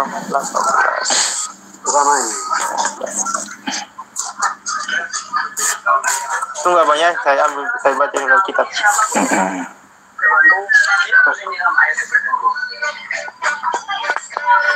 Tunggu abang. Sabar ya abang ya, sabar.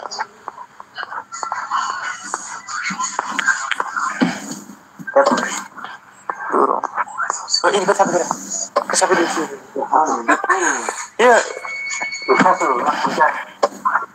Aku apa taruh buka penampung. Tunggu abang ya.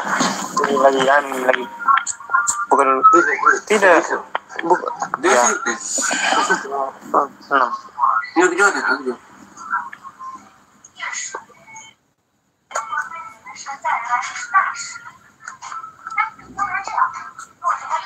Apa sih?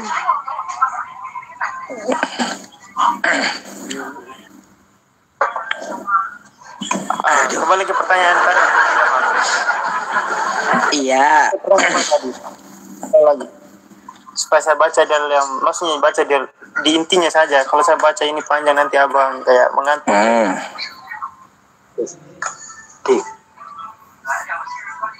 Pertanyaan dulu abang. Pertanyaan tadi bagaimana lagi? Saya lupa lagi. Waduh, di mana larangan menikahi ibu kandung? Nah, kalau kita kan dalam Katolik kita itu kebanyakan dalam perumpamaan, Abang.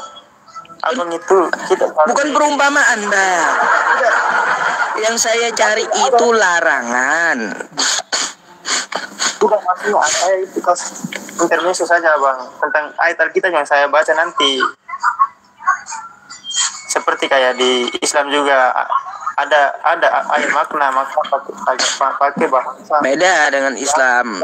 Islam itu karena ada kaidah bahasa Arabnya. Nah, kalau ini bahasa Indonesia. Perumpamaan, Bang. Coba di mana ayatnya? Ayatnya, Bang. Dia itu ada mulai dari, tunggu saya baca pada intinya saja ya, Bang.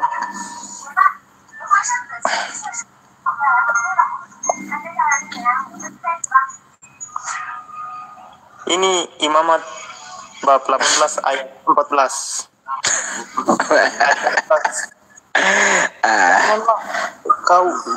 Kau singkipkan aurat istrimu saudara, laki-laki ayahmu.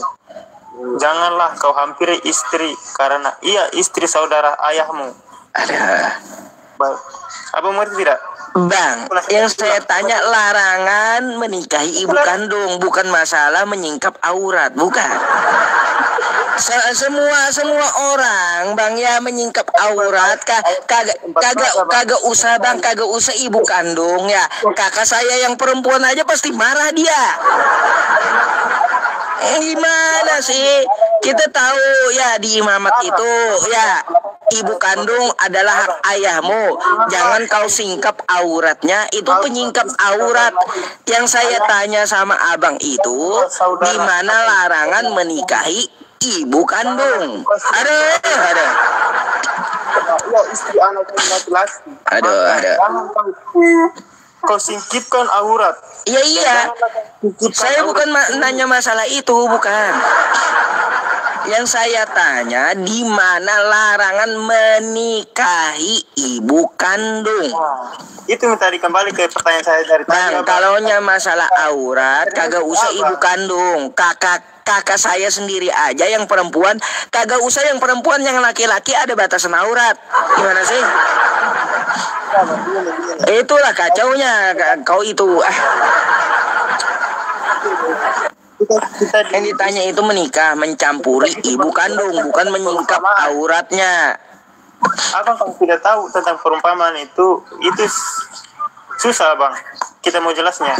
Saya nggak nyari perumpamaan, yang saya cari larangan menikahi ibu kandung. Bukan ini teman-teman. Nih ya, yang dia buka nih ya. Nih. Ya, janganlah kau singkap aurat istri saudara lelaki ayahmu. Apa? Aurat. Ya, janganlah kau singkap aurat. Oke? Yang saya tanya, di mana larangan menikahi ibu kandung? Kalau untuk masalah aurat ya bang ya, kagak usah ibu kandung ya. Kakak saya laki-laki pun ya saya copot itu celananya, marah dia. Gimana sih? Ada nggak nyambung. Yang saya cari itu larangan.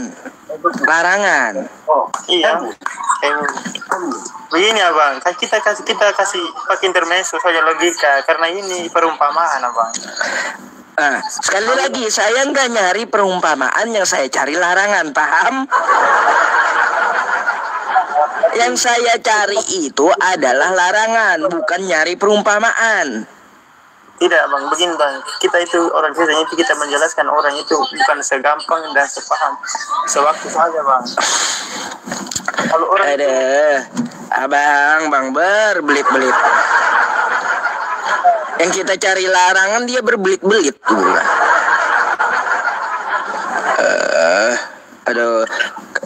Kalau nggak ada saya nggak maksa juga gitu. Berarti sesuai gitu, sesuai yang Anda katakan di awal, nggak ada aturan memang. Tapi abangnya yang tidak mengerti. Itu aja bang. Pertanyaan saya, kalaunya nikah itu artinya bercampur, namanya aja nakaha, nikah bercampur, oke? Antara laki-laki dan perempuan. Di situ ada larangannya. Saya tidak boleh bercampur dengan kakak kandung saya, kagak boleh bercampur dengan ibu saya, gak boleh. Alasannya kenapa? Karena bakal rusak nasabnya. Kayak gitu. Bukan masalah menyingkap aurat. Kalau aurat kagak usah yang perempuan, yang laki-laki pun marah. Kayak gimana sih? Laki-laki pun kagak boleh ya kalaunya aurat itu.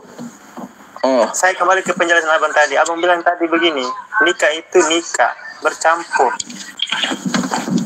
Sasa aja itu sebenarnya kalau begitu abang, sesuai dengan penjelasan abang dari awal tadi.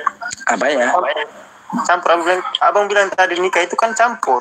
Iya, di mana dalam Katolik larangan mencampuri ibu kandung. Itu yang saya cari, larangan mencampuri ibu kandung, menikahi ibu kandung. Tapi saya bertanya bang. Nanya lagi. Tadi kayak gimana? Malah gantung kau.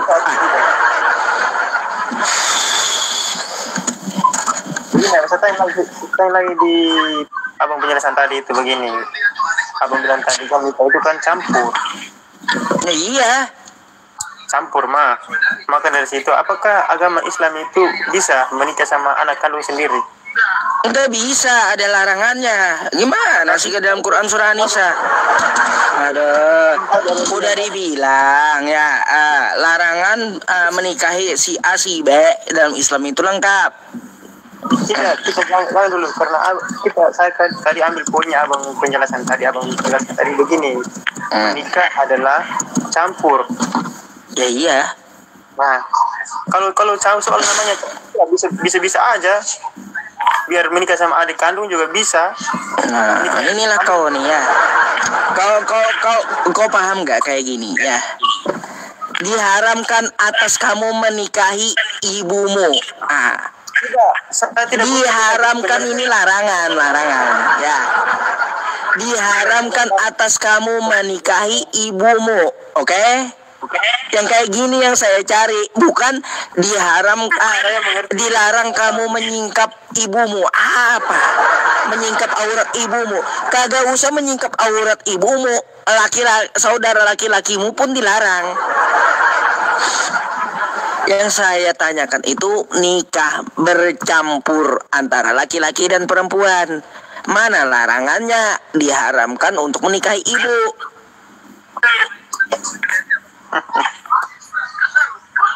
Aduh. Sangat jelas sekali abang. Kalau memang abang hafal ini abang.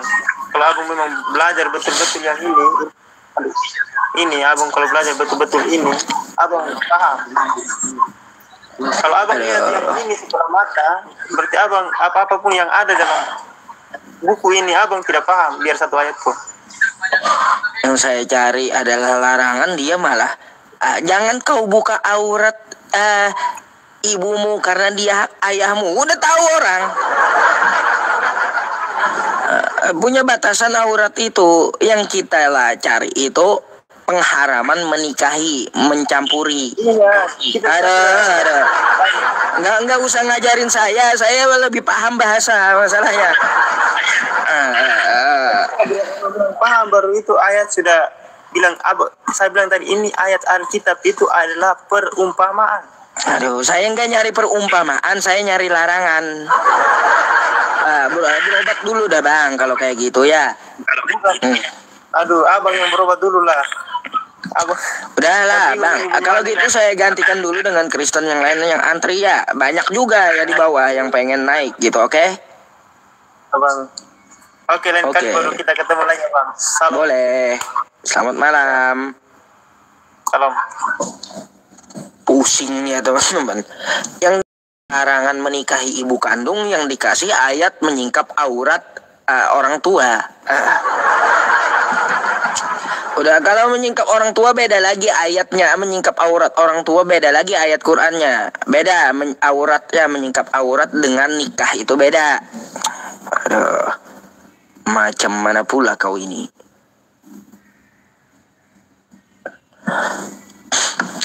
Kebanyakan makan pepaci tadi ke anak tuh.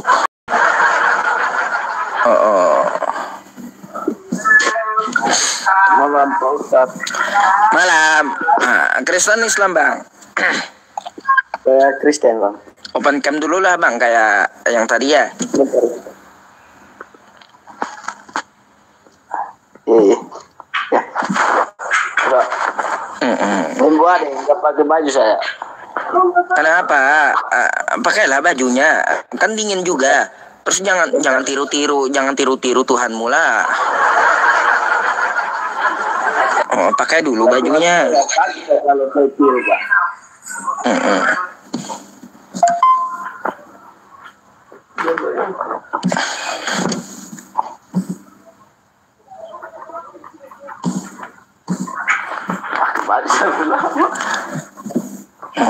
Kebanyakan makan pepaci itu.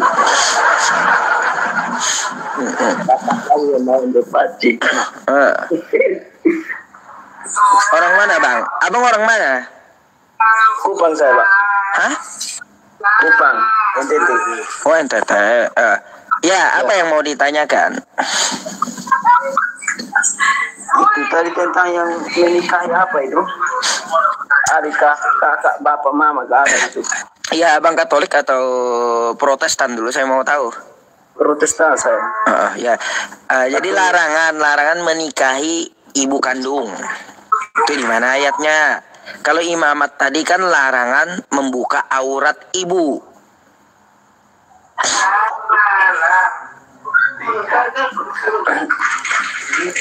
Mana ya? Mana? Ada nggak? Kan kalau nggak ada kita juga nggak maksa. Aneh juga. Kan gitu ya teman-teman. Penyalipan ini kan di atas ini penyalipan rencana ini saya tahu. Menurut saya berarti kita nggak perlu bahas yang tadi ya. Kita bahas judul, oke? Ya. Penyalipan rencana iblis atau rencana manusia. Kira-kira menurut Anda penyalipan itu rencana siapa? Menurut saya rencana Allah Bapa. Wah, di mana itu ayatnya? Jarang saya baca kitab juga, Pak. Imani saja. Ya, tapi itu lebih dekat sama umatnya daripada Allah. Jadi kalau menurut Anda penyalipan itu rencana Allah Bapa gitu. Jadi Allah Bapa itu ingin anaknya mati. Iya, karena umatnya itu sudah. Aduh, katanya begitu besar kasih Allah akan dunia ini. Kok tiba-tiba Allah kamu, Tuhan kamu malah jadi kejam buat anaknya mati. Bener aja kau ini. Kan dia itu utusan sebenarnya yang lahir dari anak darah Maria. Saya kasih tahu ya, penyalipan itu rencana iblis, bukan rencana Bapak. Kau paham kau sama agama? Ya iya, namanya aja pendeta Yusuf PI pasti paham. Namanya aja pendeta Yusuf PI, khatam muda kitab kau itu.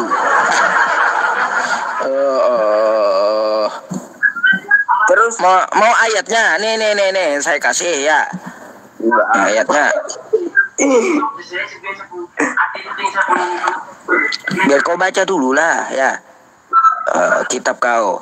Makanya lebih baik Bang ya, nanti bulan depan bayar saya aja 20% ke rekening saya. Saya jamin bulan depan Anda berhenti nyembah manusia. Ya. Bayar untuk apa, Pak? Kalau Abang masih bayar ke pendeta Abang 10%, bulan depan masih nyembah manusia. Aduh. Saya bayar pendeta, Pak. Nih, baca kitab kau. Yohanes 13 ayat 2. Mereka sedang makan bersama. Ya. Dan iblis telah membisikkan rencana dalam hati Yudas Iskariot, anak Simon, untuk mengkhianati Yesus. Ya. Tuh, awal terjadi penyalipan gara-gara iblis dalam gara-gara iblis penyalipan itu. Kayak gimana Bang? Bukan kehendak Bapa yang di sorga, tapi rencana iblis itu.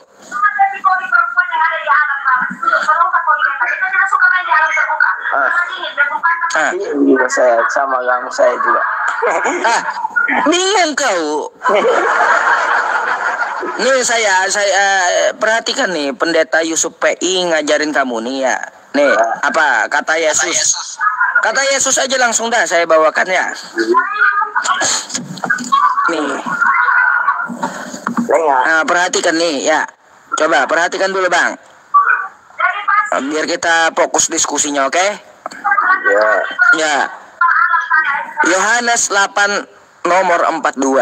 Apa kata Yesus? Nih, kata Yesus kepada mereka, jikalau Allah adalah Bapamu, kamu akan mengasihi aku. Sebab aku keluar datang dari Allah, bukan kehendak dari diriku sendiri, melainkan Dia yang mengutus aku. Ini apa kata Yesus? Jikalau Allah adalah Bapamu, kamu akan mengasihi aku, bukan menyalib aku, ya. Nah, jadi orang yang ingin Yesus itu tidak mati di salib, tidak mati di tiang salib, itu adalah pengikut Yesus, yang mengasihi Yesus, yang menginginkan Yesus tidak disalib, tidak celaka, maka Allah lah Bapaknya, kata Yesus, ya. Nah, lalu bagaimana yang menginginkan Yesus itu disalib? Iblislah yang menjadi bapamu, kata Yesus. Dan kamu ingin melakukan keinginan-keinginan bapamu. Ia adalah pembunuh manusia sejak semula. Ia adalah pembunuh manusia sejak semula. Iblis ini. Jadi yang pengen Yesus mati di tiang salib, itu pengikut iblis, kata Yesus. Tuh. Yang menginginkan Yesus mati di tiang salib, pengikut iblis, kata dia. Nah, sekarang saya mau tanya dulu dah sama Anda. Anda pengen Yesus mati di salib atau kagak?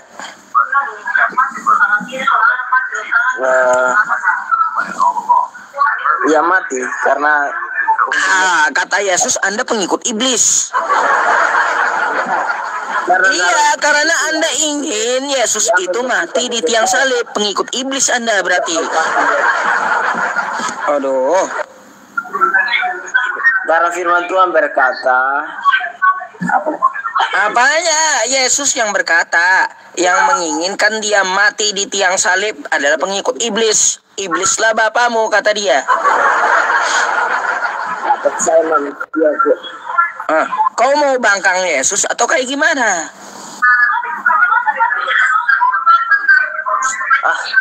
Turun aja. Turun aja. Waduh. Iya, padahal pendeta Yusuf PI lagi intensif buat ngajarin kamu, kan gitu.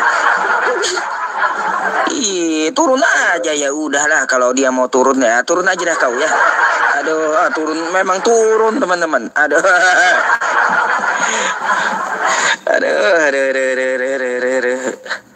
Ada-ada aja ya teman-teman kita yang Kristen ini ya. Bingung katanya. Turun aja. Ya ada. Ya kan kayak gitu. Nggak ada. Anak Bapa di sorga, anak iblis tuh.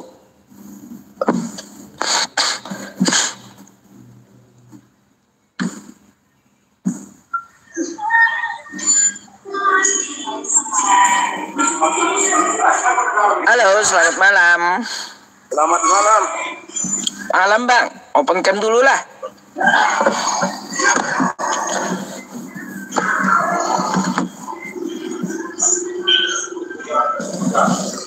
Oke bang, dari Islam atau Kristen? Katolik? Oh, Katolik. Mau kau makan anjing? Apanya? Mau kau makan anjing, Cuk? Kalau makan anjing itu di kalian itu. Biar tahu kau rasanya, Cuk. Gak perlu, karena kan bukan anjing lagi, babi pun kalian makan kan gitu. Kau ketagihan kau, Cuk. Gak mau saya, karena orang yang menuhankan Yesus itu, kata Yesus dia adalah anjing gitu kan gitu. Kan gitu. Makanya kata Yesus seperti kau ini kan anjing, kata Yesus.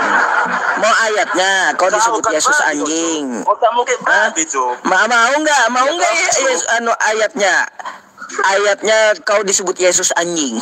Nih, saya kasih nih. Bukan mulut saya. Yesus bilang kau itu kayak anjing. Nih, saya kasih ya ayatnya ya. Nanti kau kagak percaya.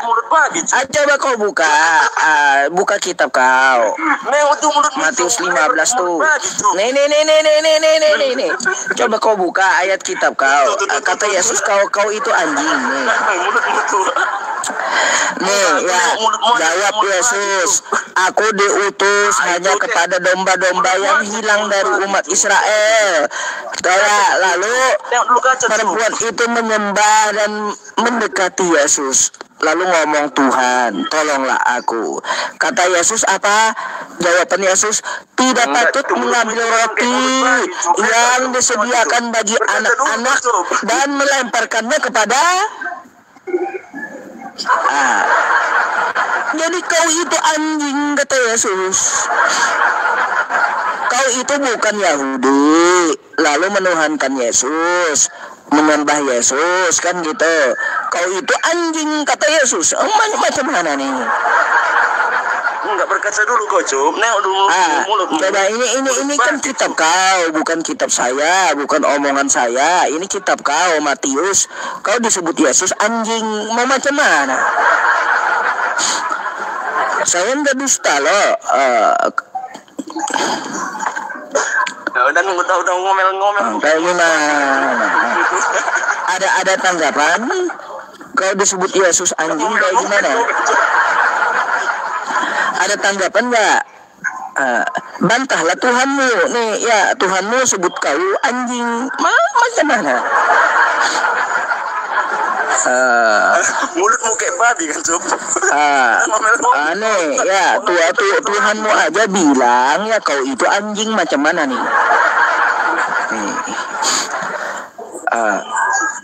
Macam mana nih?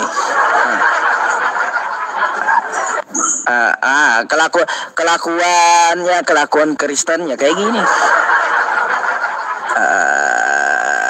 Ngaku-ngaku pengikut Yesus kan gini kelakuannya. Dibalikin orang pakai kitabnya, diam gitu. Macam mana? Udah berkaca kau, Cum. Gimana bantahannya? Tuhan kau bilang kau anjing kayak gimana? Gini mulutmu, Cum. Kayak gimana? Ya. Saya mau tanya, apa tanggapan kau? Tuhan kau, Yesus itu bilang kau anjing. Kayak gimana? Saya nggak mengada-ngada ya teman-teman. Saya cuma bacain ayat kan kayak gitu. Yesus menyebut orang di luar Bani Israel, di luar Yahudi ya, yang menyembah dia, mengatakan dia Tuhan, itu adalah anjing bagi Yesus. Itu ayat ada. Saya nggak menista ya. Turun sendiri dia. Turun sendiri, ngapain kalian cari-cari tangkap? Nggak perlu ya. Biar dia panas sendiri gitu dengan ayatnya. Yesusnya bilang dia anjing gitu. Aduh, malu sendiri kan gitu. Ada. Teman-teman, 2326 jam 12 kita ngaji bersama ya teman-teman ya. Sembari kita menutup live streamingnya jam 12 kita baca Quran apa coba? Quran surah apa dulu? Saya mau tahu dulu yang diingini teman-teman. Ini voting yang di YouTube juga. Al-Kahfi.